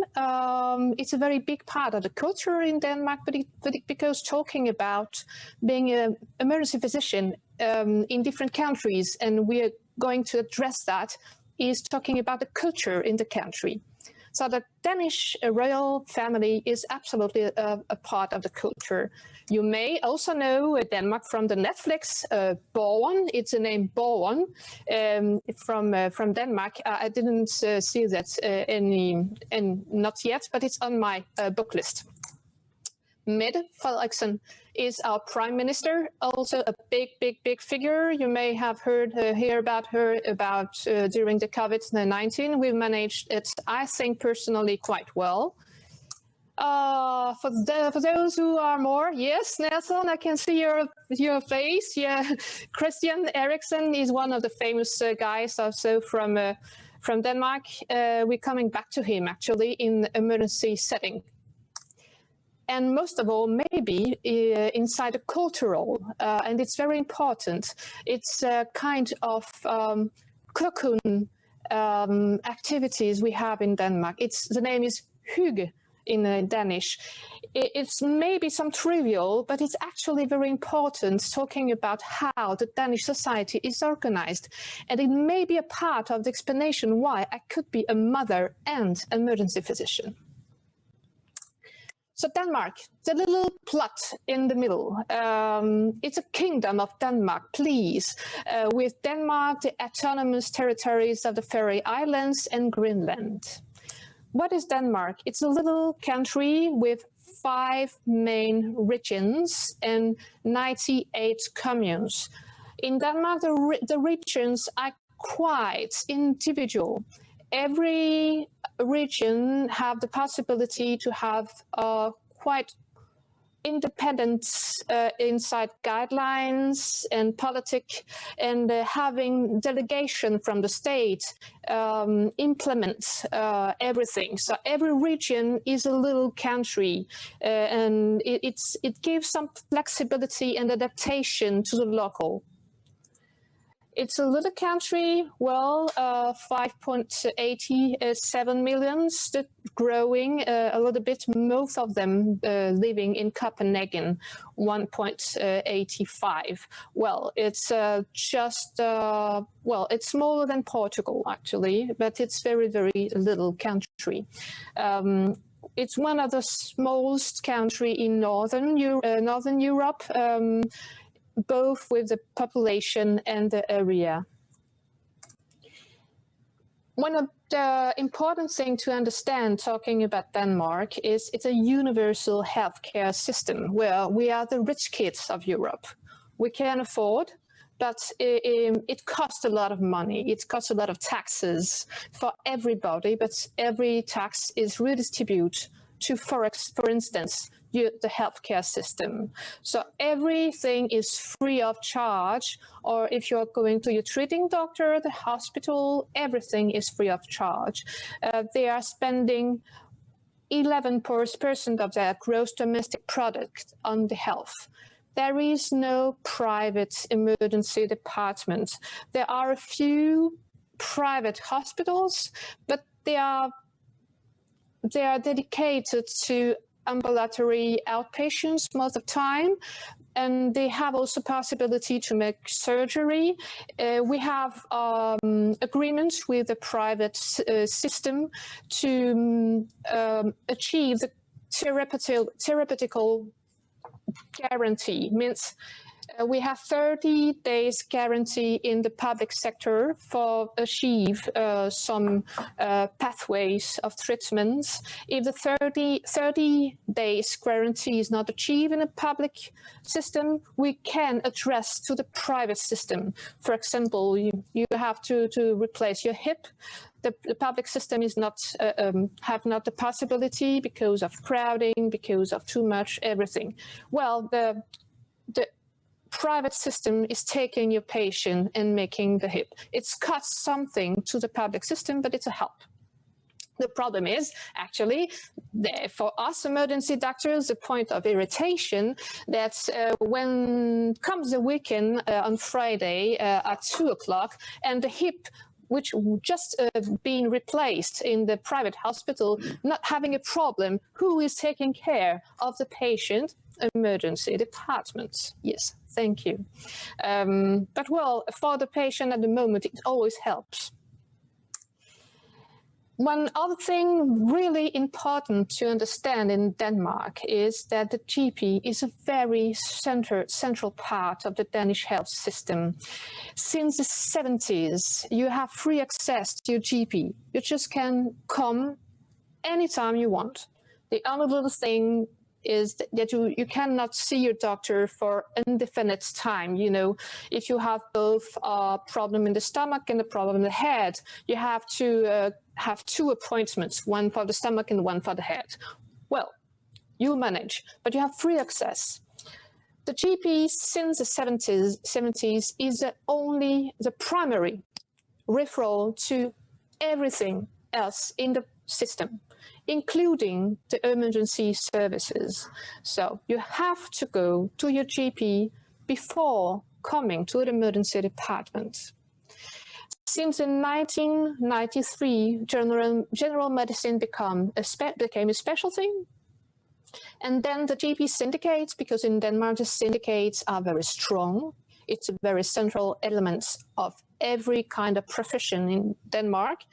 The GP syndicate is as strong in that, and made an agreement with all the GPs saying, all right, the responsibility of sending people 24/7 to the hospital is not on the individual GP. We're making as a collective responsibility. We are taking care of our inhabitants, of our patients, as a syndicate, as a group. So they had that responsibility really from the middle of 90s. Another kind of specificity in Denmark is the CPR number. As you come in Denmark and want to stay in Denmark, the next thing you have to do after 3 months is having the yellow card. The yellow card gives you a CPR number, which is your birthday with 4 other numbers, and this is your ID the rest of your life. Everything you do inside the system, that's this number. Coming in the medicine department, you're giving the number. Bank account, you give the number. Coming through the hospital, you are that number. And by the way, you are that noun, but you are that noun with that number. So the number is just like Big Brother's watching you. The police is having a look on your car in the street, coming through the red light. All right, the first thing they are going to do, checking your plates and the number of the car, and automatically they have your CPN number coming. All right, she's a doctor, she's in a hurry. Well, oh, she's French, that's a stranger, I have to arrest her. It happened. I've been just, all right, hi, you're French, we can see you, how are you driving your car, but you're not actually Danish, why are you here? All right, man, I'm in a hurry, I've got to go to my duty, okay? Well, it was just a check, but you know, Big Brother, it's a TPR number, everything is on IT. In 2007, the Danish Health Authority recommendation came to have a point on emergency sectors. There was a lot of medical errors, a lot of problems that you may know in Portugal with, well, different gates to the hospital, not a single unique port. A lot of young doctors, not evidence supervisions, a lot of hospitals not gathering enough competences because of the distance and too much hospitals. Every hospital have a different setup. It was a mess. So in 2007, they decided to watch at the emergency sector and make a strong national recommendation saying the quality of care comes before anything else. So before 2007, despite on the fact that the GPs has a responsibility, there was still a lot of not referred patients at the emergency department. After 2007, decided now we're making the difference. Every single visit has to be referred. They made a recommendation inside what kind of specialists have to be there. They have a recommendation inside there is one entrance, it is the ER, and they base their estimation on 200,000 to 400,000 inhabitants per emergency department. At the same time, they're reducing the number of hospitals. In the 1984, 96 hospitals, reducing progressively in 2003 to 43 hospitals, and now we're going to 29 big hospitals in the whole Denmark. So we all know what it means. It means more effectivity, and in many years we have an effectivity rate of 2% a year, every single year. So we have to every single year find some cost benefits, some efforts to make some economies inside the hospital. It had reached a point just before the COVID-19 where everybody was saying, all right, I've been trying every solution in the world to spare money, but I have still so much patients coming in, more and more patients each and every year, and I'm reducing my resources. I'm trying to make some efficient work, but at a point the system is breaking. So we abandoned the 2% effectivity program for maybe 4 years ago. And well, I'm living, my hospital is just on the right. So all patients should be referred. It means one unique and unidirectional referral. It has to be based on common guidelines, but not necessarily national guidelines. Remember, it's 5 different regions. Every region may be organized inside her local particularity and having the own guidelines. It has to be through the 112 pre-hospital emergency service or through the GPs with physicians or nurses under their responsibilities, and everybody has to work together. Everybody has to talk the same language. And then in 2012, they say, all right, everything has to be on the phone. Okay, how do we do that? So they made that. Then yes, it's me on the picture, on the left, not on the right. After that, they tried to monitor. It was quite tricky for me finding some good statistics, but I've been through some reports, and the region of Mid-Jutland in 2013, after this report came, said that this referral and this change in organization made 27% less visits in the EDs. So at a point, it works, but it redistributes some patient to the doctor on call, the GPs on duty after 4 o'clock, where the usual GP is closing the door and having a family. For all the regions, they are seeing that between 35 and 65% of patients coming in the majors are discharged. It's maybe something which is quite different from what you know in Portugal with no referral program, but it's because of now the people coming in the ER are people actually most of the time are sick and need to be hospitalized. So you may come from a percentage of 70% of people discharged from the hospital, from the ED, if there is a mix of different population coming in the ED. But after the referral, it's quite fewer patient discharged. So it may be a solution, but it may be also a problem. We are coming back to that later. So what's happening in my hospital? I can see my own presentation, yes. In my own hospital, the triage referral with the nurses, it means nurses having being on the phone, trying to refer to the hospital after a triage debrief. Most of them are coming to the hospital, 75%, distributed, most of them in major. But they are also sending a lot of people to the doctor on duty, the doctor on call, means the doctor on the afternoon. I've been having a look at my own department and seeing what kind of people coming here. So in April, with all the patients arriving in the ED, well, most of them, half of them, are coming from the GP. There is only 3% of them coming through the system without being referred, so it's very, very low anyway. Same month, just last month, people coming in the ED, who are they? Most of them, more than half of them, are coming in the majors, means people with internal or surgical problems, wanted to be assessed or hospitalized most of the time.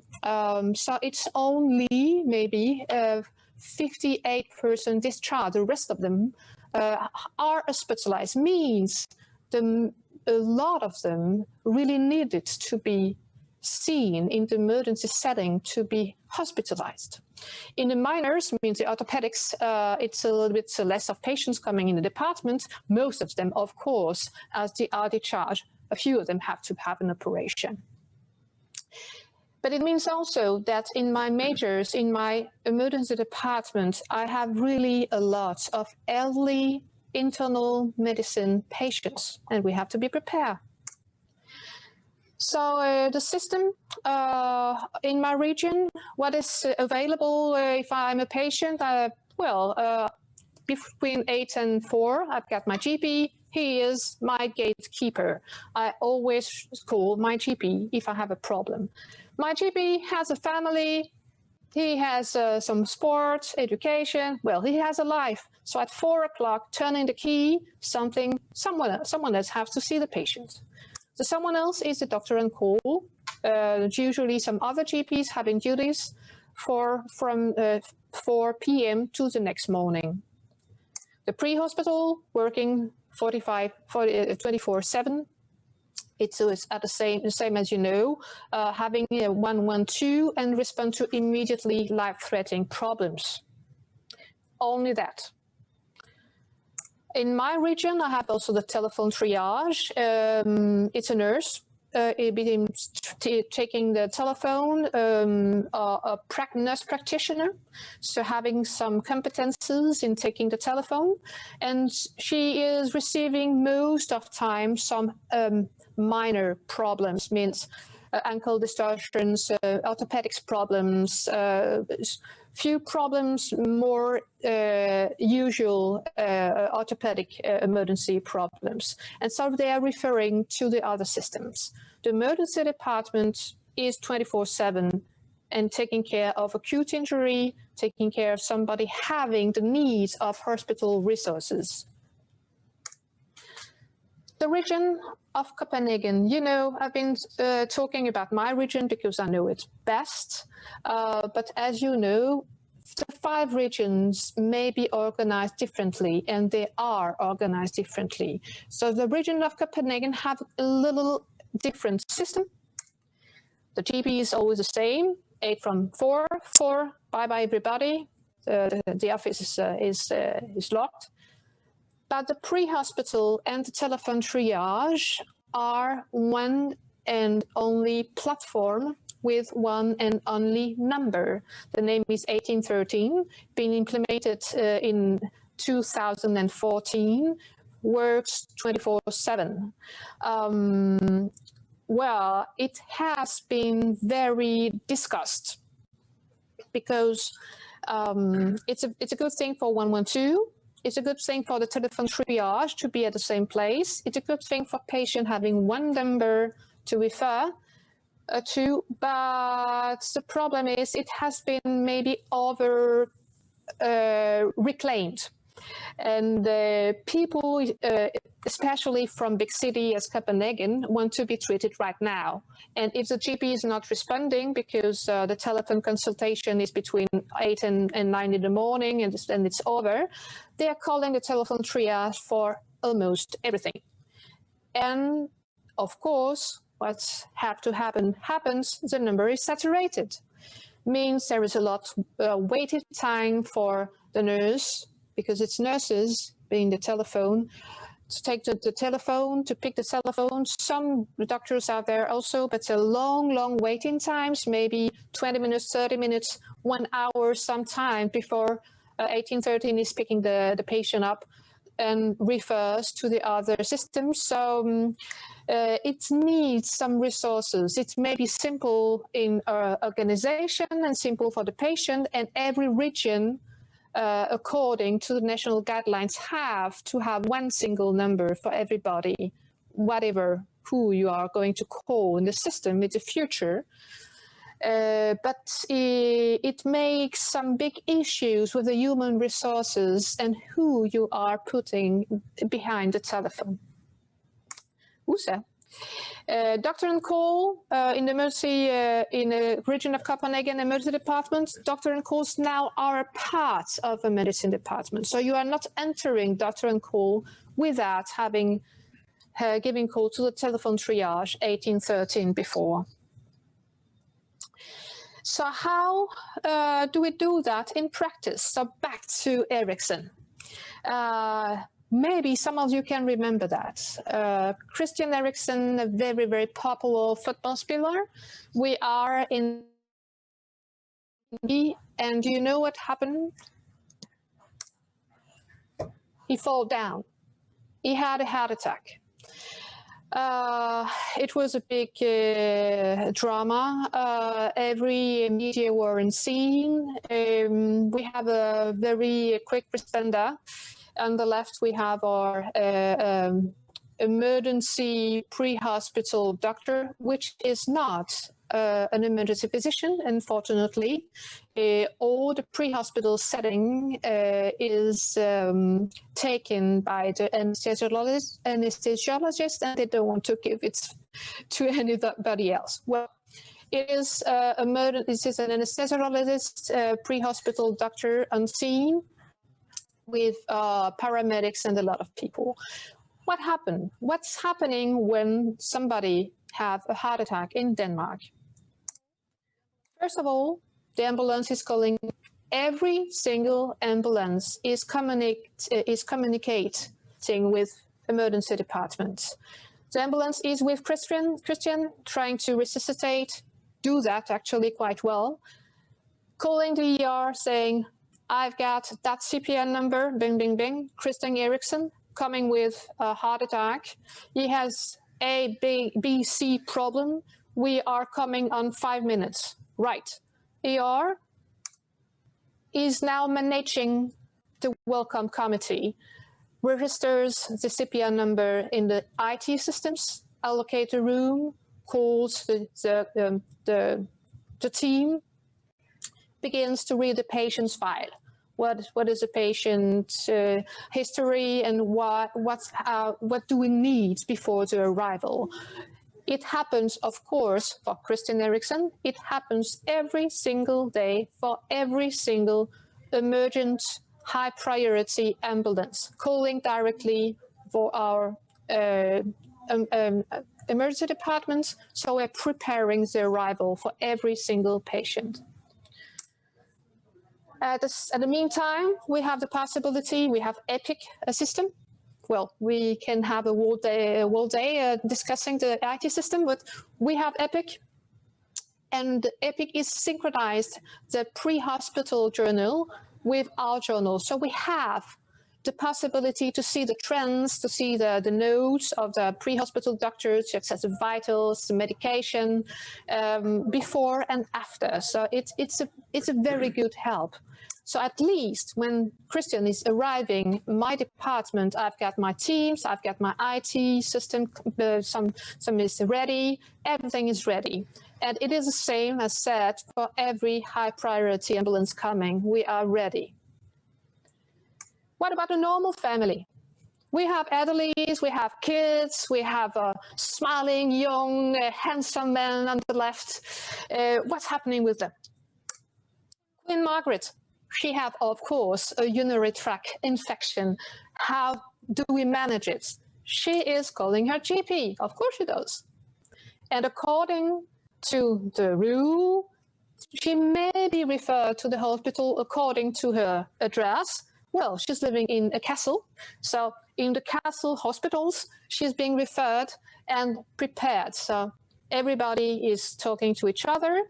It may be a telephone call to the hospital, or just or also IT communication. So we have her CPN number, and the hospital is ready, and I have her name on my board in my IT system. Okay, Queen Margaret is coming to me.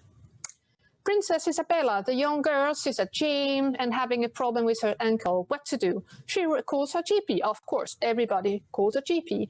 GP refers to the hospital or not. Maybe treat the patient, maybe stay at home. There's nothing to do there. GP is at home, having family, having fun. So the call center is called instead of. So it is the same problem, and you are referred to the hospital if it's a minor problem where there's less waiting time. Prince Frederick. This is the one at the left. He is so handsome, isn't it? He's running a lot. And, well, 15 days we have the royal run when he's running and everybody follows. But he has a heart attack, maybe, chest pain during the run. Well, it's coming to be a little bit older. 112 is called. 112 is coming and assesses and refers to the closest or the most specialized hospital, maybe to direct angiography.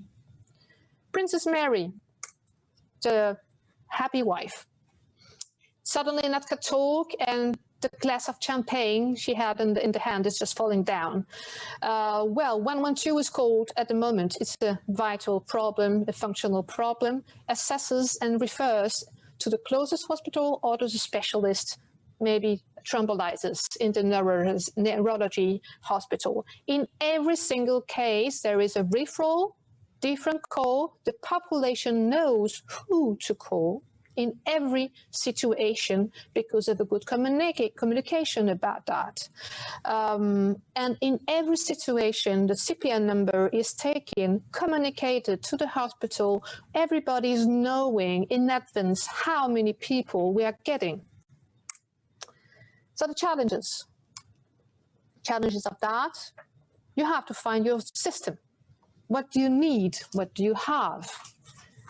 Do you want to have a nurse to make the referral? If it's a nurse, what kind of competences? Do you have to have a physician? If it's a physician, what kind of physician? Do you have an emergency physician? Maybe, maybe not. Do you have a GP? Do you have somebody from the restrictive economic Danish policy, which has been fired, and it's actually real?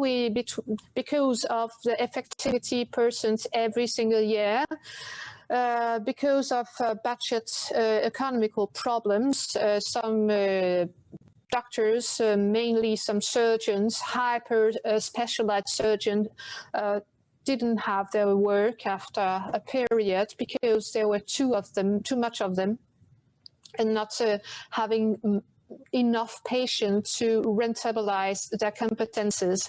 So at a point with hospitals shutting down, some of the surgeons came and didn't have enough jobs. A lot of them became at that point emergency physicians. So we can also discuss a whole day of if it's a good thing or not.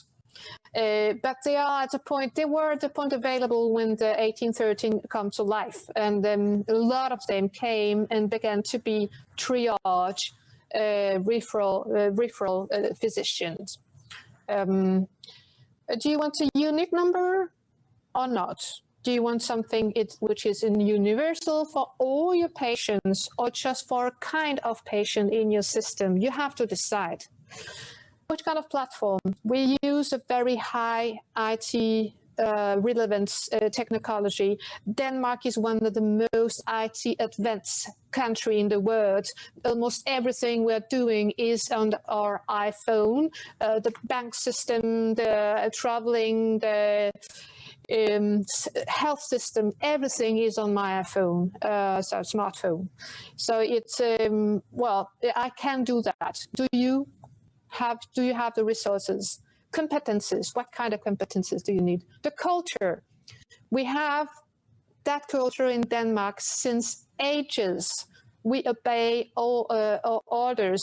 As an example, you may ask, yeah, it's good for you, but people coming and banging at the door in the emergency department with a problem, what do you do with that patient? Well, what do we do with that patient?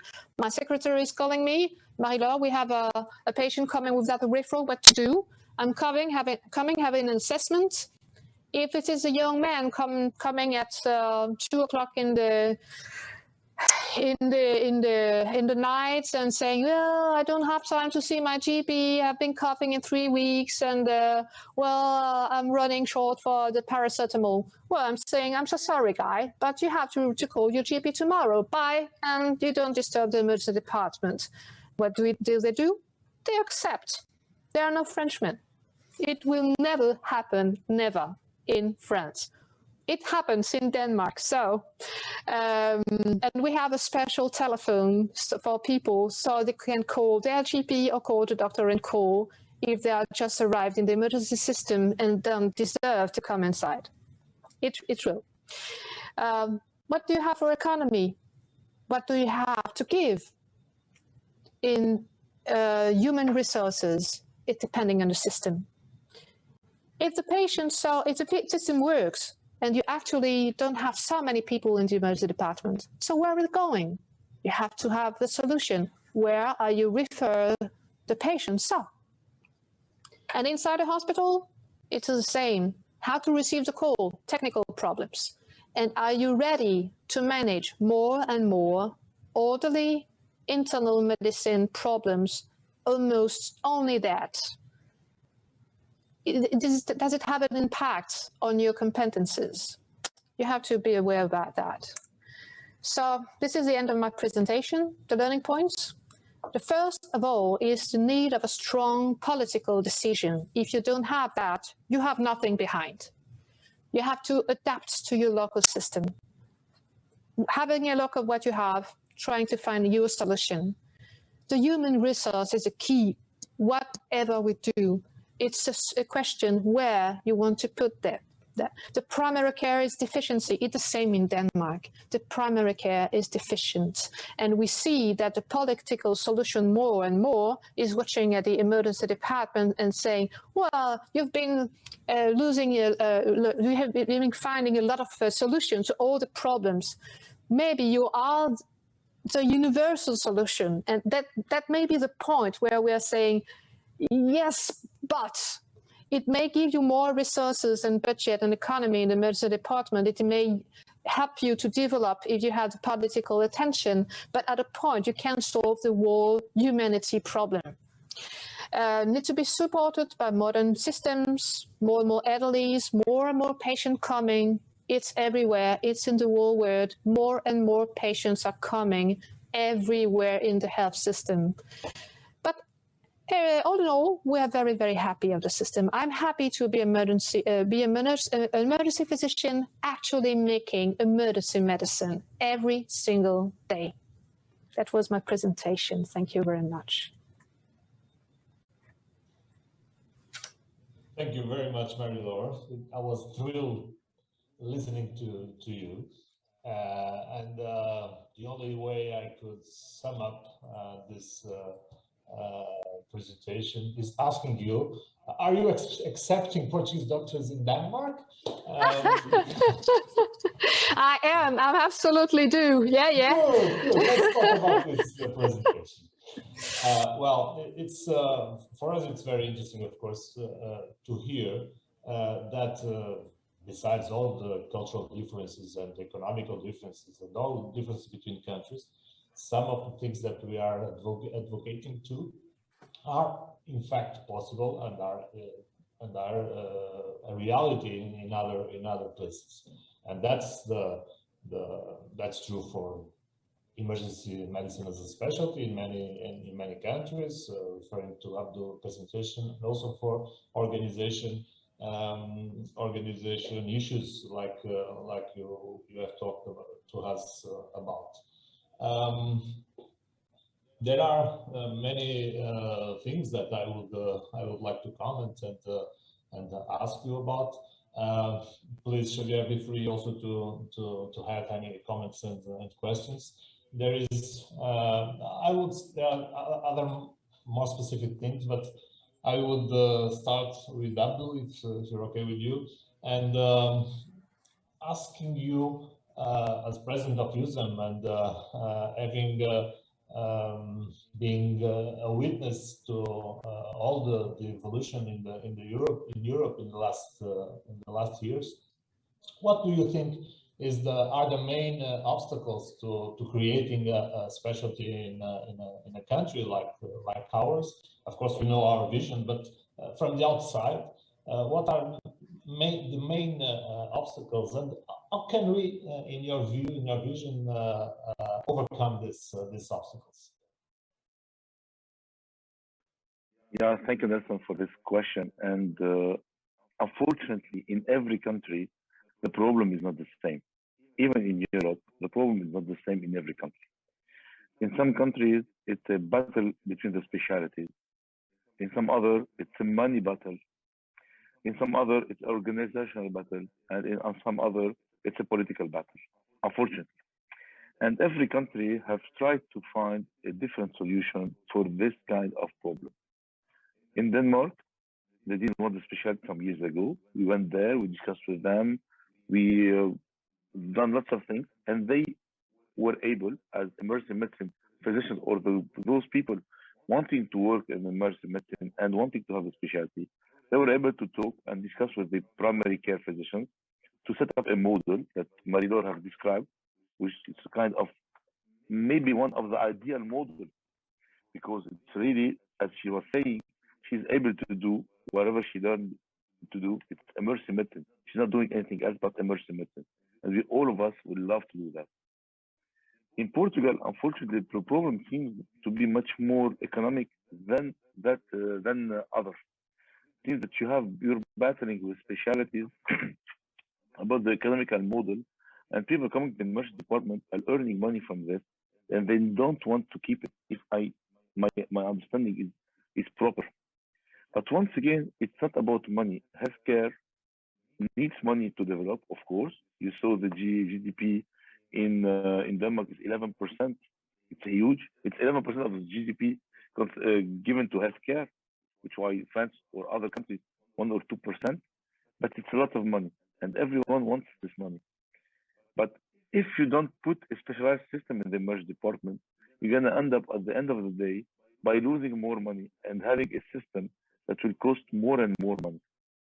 So you have to have a balance between what's efficient and what is cost effective also. And so you have to discuss, it's not a question or solution of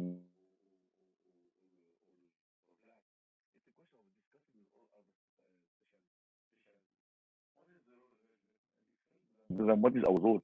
Our role is to manage lots of people at the same time. Our role is to do the triage. Our role is to stabilize people. And our role mainly is to discharge 60% of the patients. You saw with this, in Denmark, even that those patients that are coming to the emergency department are really emergency department, emergency medicine patients. They are still discharged by 60%. We in our system, having lots of different people coming to the emergency department, general medicine patient or others, who are also discharging 60 to 80% of them, and we're not admitting everyone. So it's like, when you have trained people in the emergency department, it will be cost effective to your system, and it will make you not hospitalized by extra people that should not need to be hospitalized, but at the same time, not letting patients go back home and worsen home, that will cost you more money to rehabilitate and to deal with and after that. So once again, to just sum it up, in every country the situation is different, but there's only one constant, that if you don't have emergency physicians, you will lose lots of patients and you will lose lots of money at the same time. And this is not acceptable for the healthcare system. Thank you.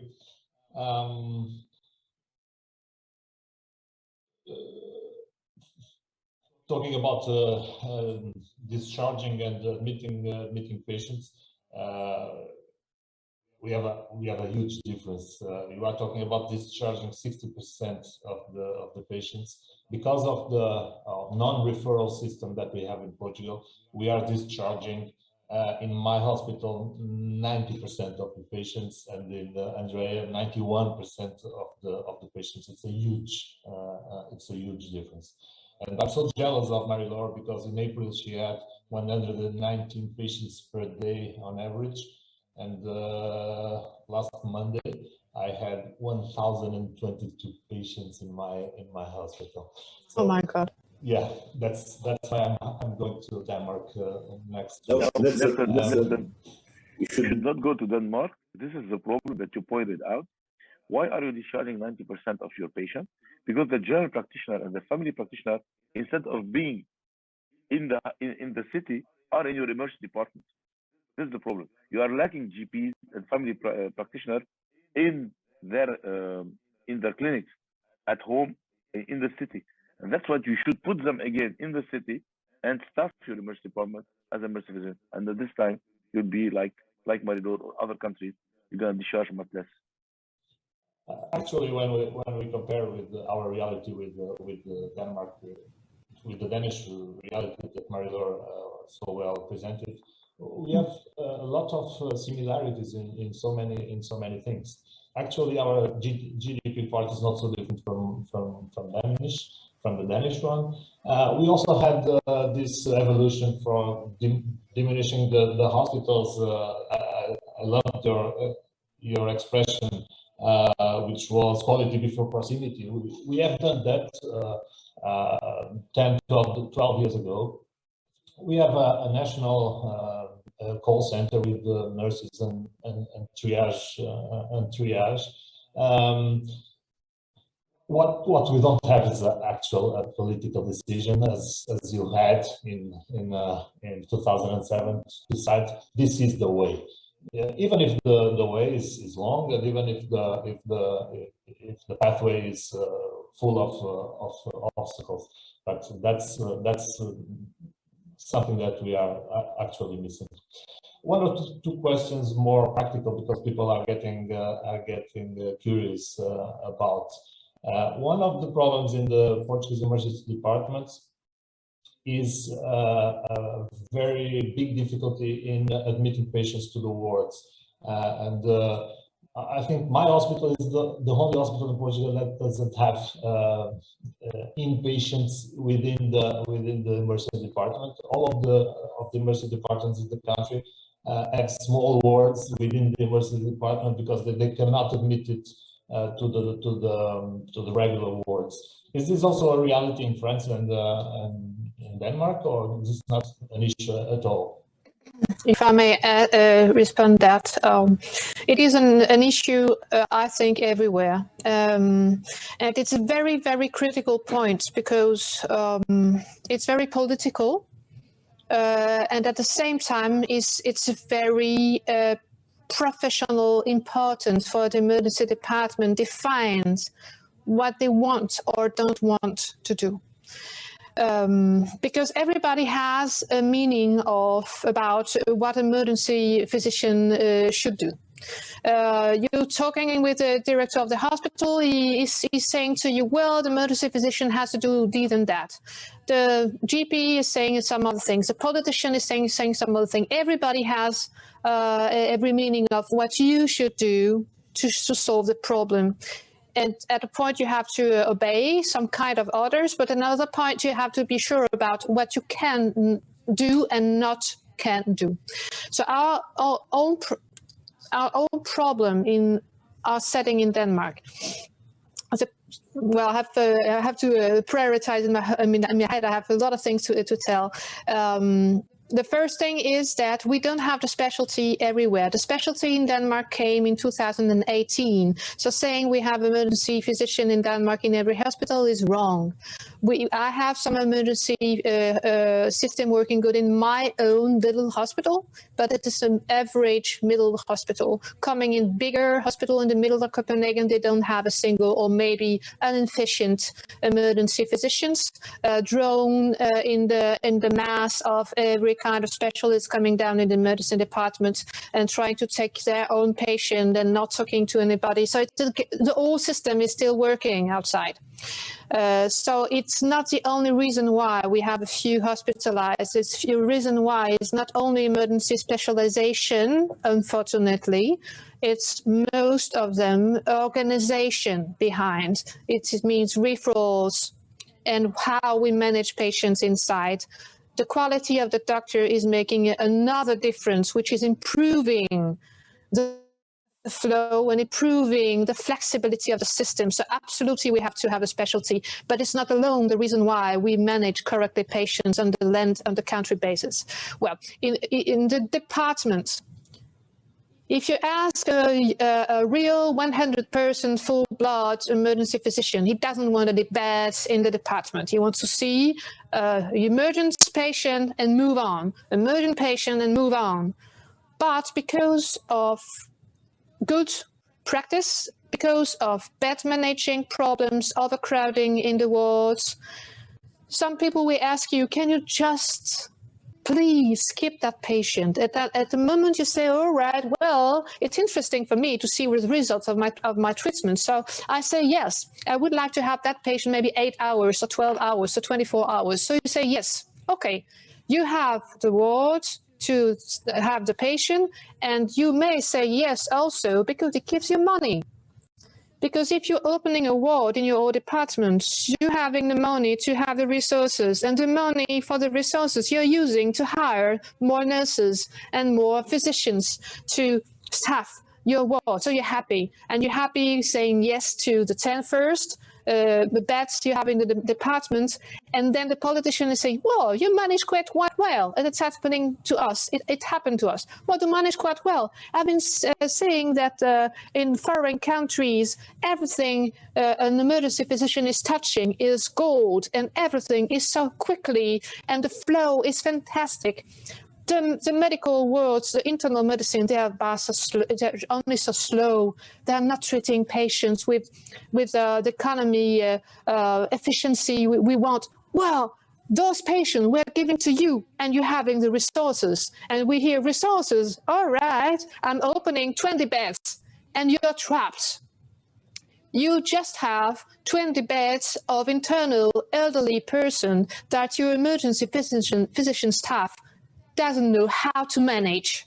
And you are stuck because nobody wants to hear you complaining when you're saying, I don't have any places anymore for the huge amount of patients coming now because I have one more time, like every day, overcrowding at 4 o'clock in the afternoon. And everybody's saying, you have the best, manage with what you have. So you're trapped because of the competences, because of the flow, because you say yes too much. So it's a question of saying yes for resources, yes for the competency, the scientific way of treating your own doctor. It may be a good solution in a while, but saying yes too much is just trapped you in no flow and no boarding solution at the other side. This is why I think we had to extend my department at a point. We had to extend, but we cannot do that only with emergency physicians because we don't have enough of them. We're not going to have enough emergency physicians before 30 years. So I have to manage with having other doctors in my department because otherwise I cannot treat them. So that's one of the aspects of boarding and to the other wards anyway, if needed.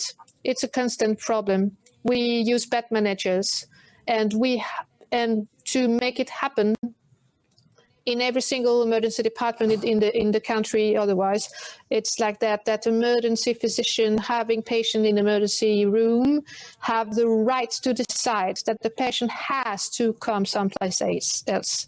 Nobody has to say no to the emergency department. It's a general accept. It's a main rule. So otherwise, nothing is working. So if I'm saying, because I'm the responsible for the ER that day, that patient in room 8 has to be brought to another ward, I don't care where, just out. I get the right to say just out and move the patient, actually. It is the key of my flow in the emergency department. If somebody, just one, says no, my system is down. The only one saying no is the ICU. It's okay. Thank you. Great, Modelo. And I think that, Nelson, for you in Portugal, if you think that just by having the specialty, you're going to solve all the healthcare problems in Portugal, it's a wrong idea. Having the specialty will make you manage better the patients that are needing emergency medicine, but you have to discuss with other specialties, with your geriatrics, with your primary healthcare, to establish a system, a complete system. Maybe not like the one in Denmark, which is very developed, but a system similar, where all people would know their roles, and when the general practitioner, they know their roles in the city, you'll be at your ease to treat real emergency medicine patients in the emergency department and to improve the flow and improve the management of these patients. Alone, you'll never be able to correct all the pitfalls and all the problems of the healthcare system, actually. Thank you. Xavier, any comments or questions? Yes, we have 2 or 3 questions in our Q&A box. The first one from Rudwart. I think the question is to Nelson Pereira. Probably, why can't hospital administrations hire doctors specifically to work in emergency services and implement dedicated teams? I think that in Portugal, we don't have any restrictions to create dedicated teams. We have restrictions to hire doctors to emergency services or any kind of services. So, isn't it, Nelson? It's partially true. So we don't have any obstacles to hiring a doctor to work full time in the emergency department. But as we have been talking about, we have a lot of I'm missing the word, but we have a lot of confusion in our emergency department. So because we don't have a career in emergency medicine, we are hiring some doctors from internal medicine, for example, that will normally fail their exams for stepping up in their career because they are not building a curriculum in in internal medicine, but in emergency medicine. So that's a problem. Also because the work is so hard, people are fleeing from this kind of environment. In the past, there were some financial incentives to working in this environment, but since the economic crisis, this is hasn't been possible no more. So that's a problem. And even when in some hospitals, the Portuguese system, for every year, 2 times by year, we have a general applying for doctors, for positions in the different hospitals after they graduate from their specialty. And there is a problem here to the emergency department, because we cannot open an internal medicine position in the emergency department. If we accept to the hospital a doctor in specialist in internal medicine, they can come, but after 6 months or 1 year, they can tell us, I'm a specialist in internal medicine, I don't want to work anymore in the emergency department, so you move me to the internal medicine service. This is one of the problems, one of the main problems. The not having a career, and the not having a career is of course the result of not having a specialty, is the main obstacle to creating dedicated teams. Okay, we have another question from Joana Garrido Ramos. Actually, it's 2 questions. The first one for Nelson raised it. It's a difficult question. What's the provision for an emergency specialty for Portugal, and what stop it? What is stopping it in Portugal? It's not so difficult. Yeah.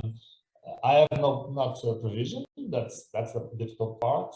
What's stopping it? It's the medical Portuguese Medical Association. There is a working group inside of it, talking about that for more than 1 year, but they are the ones that can decide for having a specialty, and we are hoping that they could do that. Our Bastonário and the National Executive Council for the Portuguese Medical Association have the power to do it.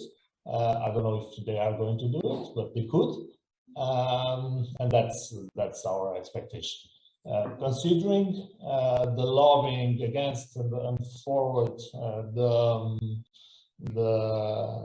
the creation of the specialty, clearly and speaking freely, the board of the internal medicine specialists is the main obstacle at this time to the creation of the specialty. Okay, we have another question from Joana Ramos. I think it's to Andrea Carlos. How an emergency dedicated team do the referral to psychiatry? Are they gravity factor risks defined by the team to call the psychiatry? Do the internet see any? And she asks about your experience at Beatriz Angelo. You have to put on the microphone. Okay. It's okay. Ok. Eu ia responder em português porque acaba por ser mais fácil para mim, porque depois minha cabeça move-se rapidamente nos pensamentos. No caso da psiquiatria, nós temos psiquiatria que faz consultadoria e apoio ativo ao serviço de urgência, das 8 até às 20, de segunda à sexta. Os doentes que são do foro e que é identificado na triagem, pode haver inicialmente uma tentativa de comunicar à equipa que está de apoio para viver esses doentes precocemente. Fora dessas horas, o nosso hospital de referência é Santa Maria, é para onde os doentes estão. Claro que muitas vezes esses doentes acabam por cair aqui um bocadinho no saco e são vistos primeiro pelo grupo da equipa dedicada e pelos médicos que estão na urgência e depois referenciados. Com as limitações das horas, podemos já não ter a psiquiatria presencial no Beatriz Angelo. A articulação costuma correr muito bem. A única coisa que temos de limitação é este tempo, das 8 às 20, é com a equipa da psiquiatria da casa, do restante do tempo temos referenciado a Santa Maria. Well, I'm being forced to finish this session. It's already past 30 minutes. Nelson, can I put a last question? Sorry, Sure. from Yeah. Salomé Stevens to Marie-Laure. She's asking about. She's saying some people think that this kind of referral process can limit or delay the access to emergency services. And to Marie-Laure, have you saw any variations in health outcomes during these years, during this period? Are you controlling this in Denmark? I didn't quite understand what I'm controlling. What did you say? Have you seen any variations in health outcomes, by example, in mortality rates? This kind of referral process? Some people in Portugal think that this kind of referral process can delay or limit the access to emergency services. No, it didn't. I didn't see directly mortality statistics when I tried to research that. I saw some statistics on the length of stay in the hospital. And the length of stay of the hospital has been completely stable, but maybe a little switch between the short hospitalization and the longer hospitalization, but very few numbers. The total mortality, all in all, I know is falling. If seeing at the World Denmark regarding of it's an emergency or not emergency hospitalization, the total mortality is falling anyway. So something good is done. The subjective way of making the answer is no, it's only good. It's only a question of who you are asking to pick the phone and how is a system behind the telephone. Do you have a system which is receiving the patient you refer? So if the system is working, you have the right person picking the phone and you have the right system to address to, it works. Actually, it works very, very well. Okay, thank you. Well, thank you very, very much for this wonderful session. It was thrilling for me to be here with you. I'm sure we are going to discuss all of these things a lot of more times. It was a really privilege to have you here. So thank you very much, Andrea. Thank you very much, Marie-Laure. Thank you very much, Abdu. I'm coming to Denmark next week. You're welcome. And I will say bye-bye to all of you and give the word to Xavier to handle this session. Thank you very much. Thank you very much. Thank you to you. Yes, thank you for the invitation. Bye.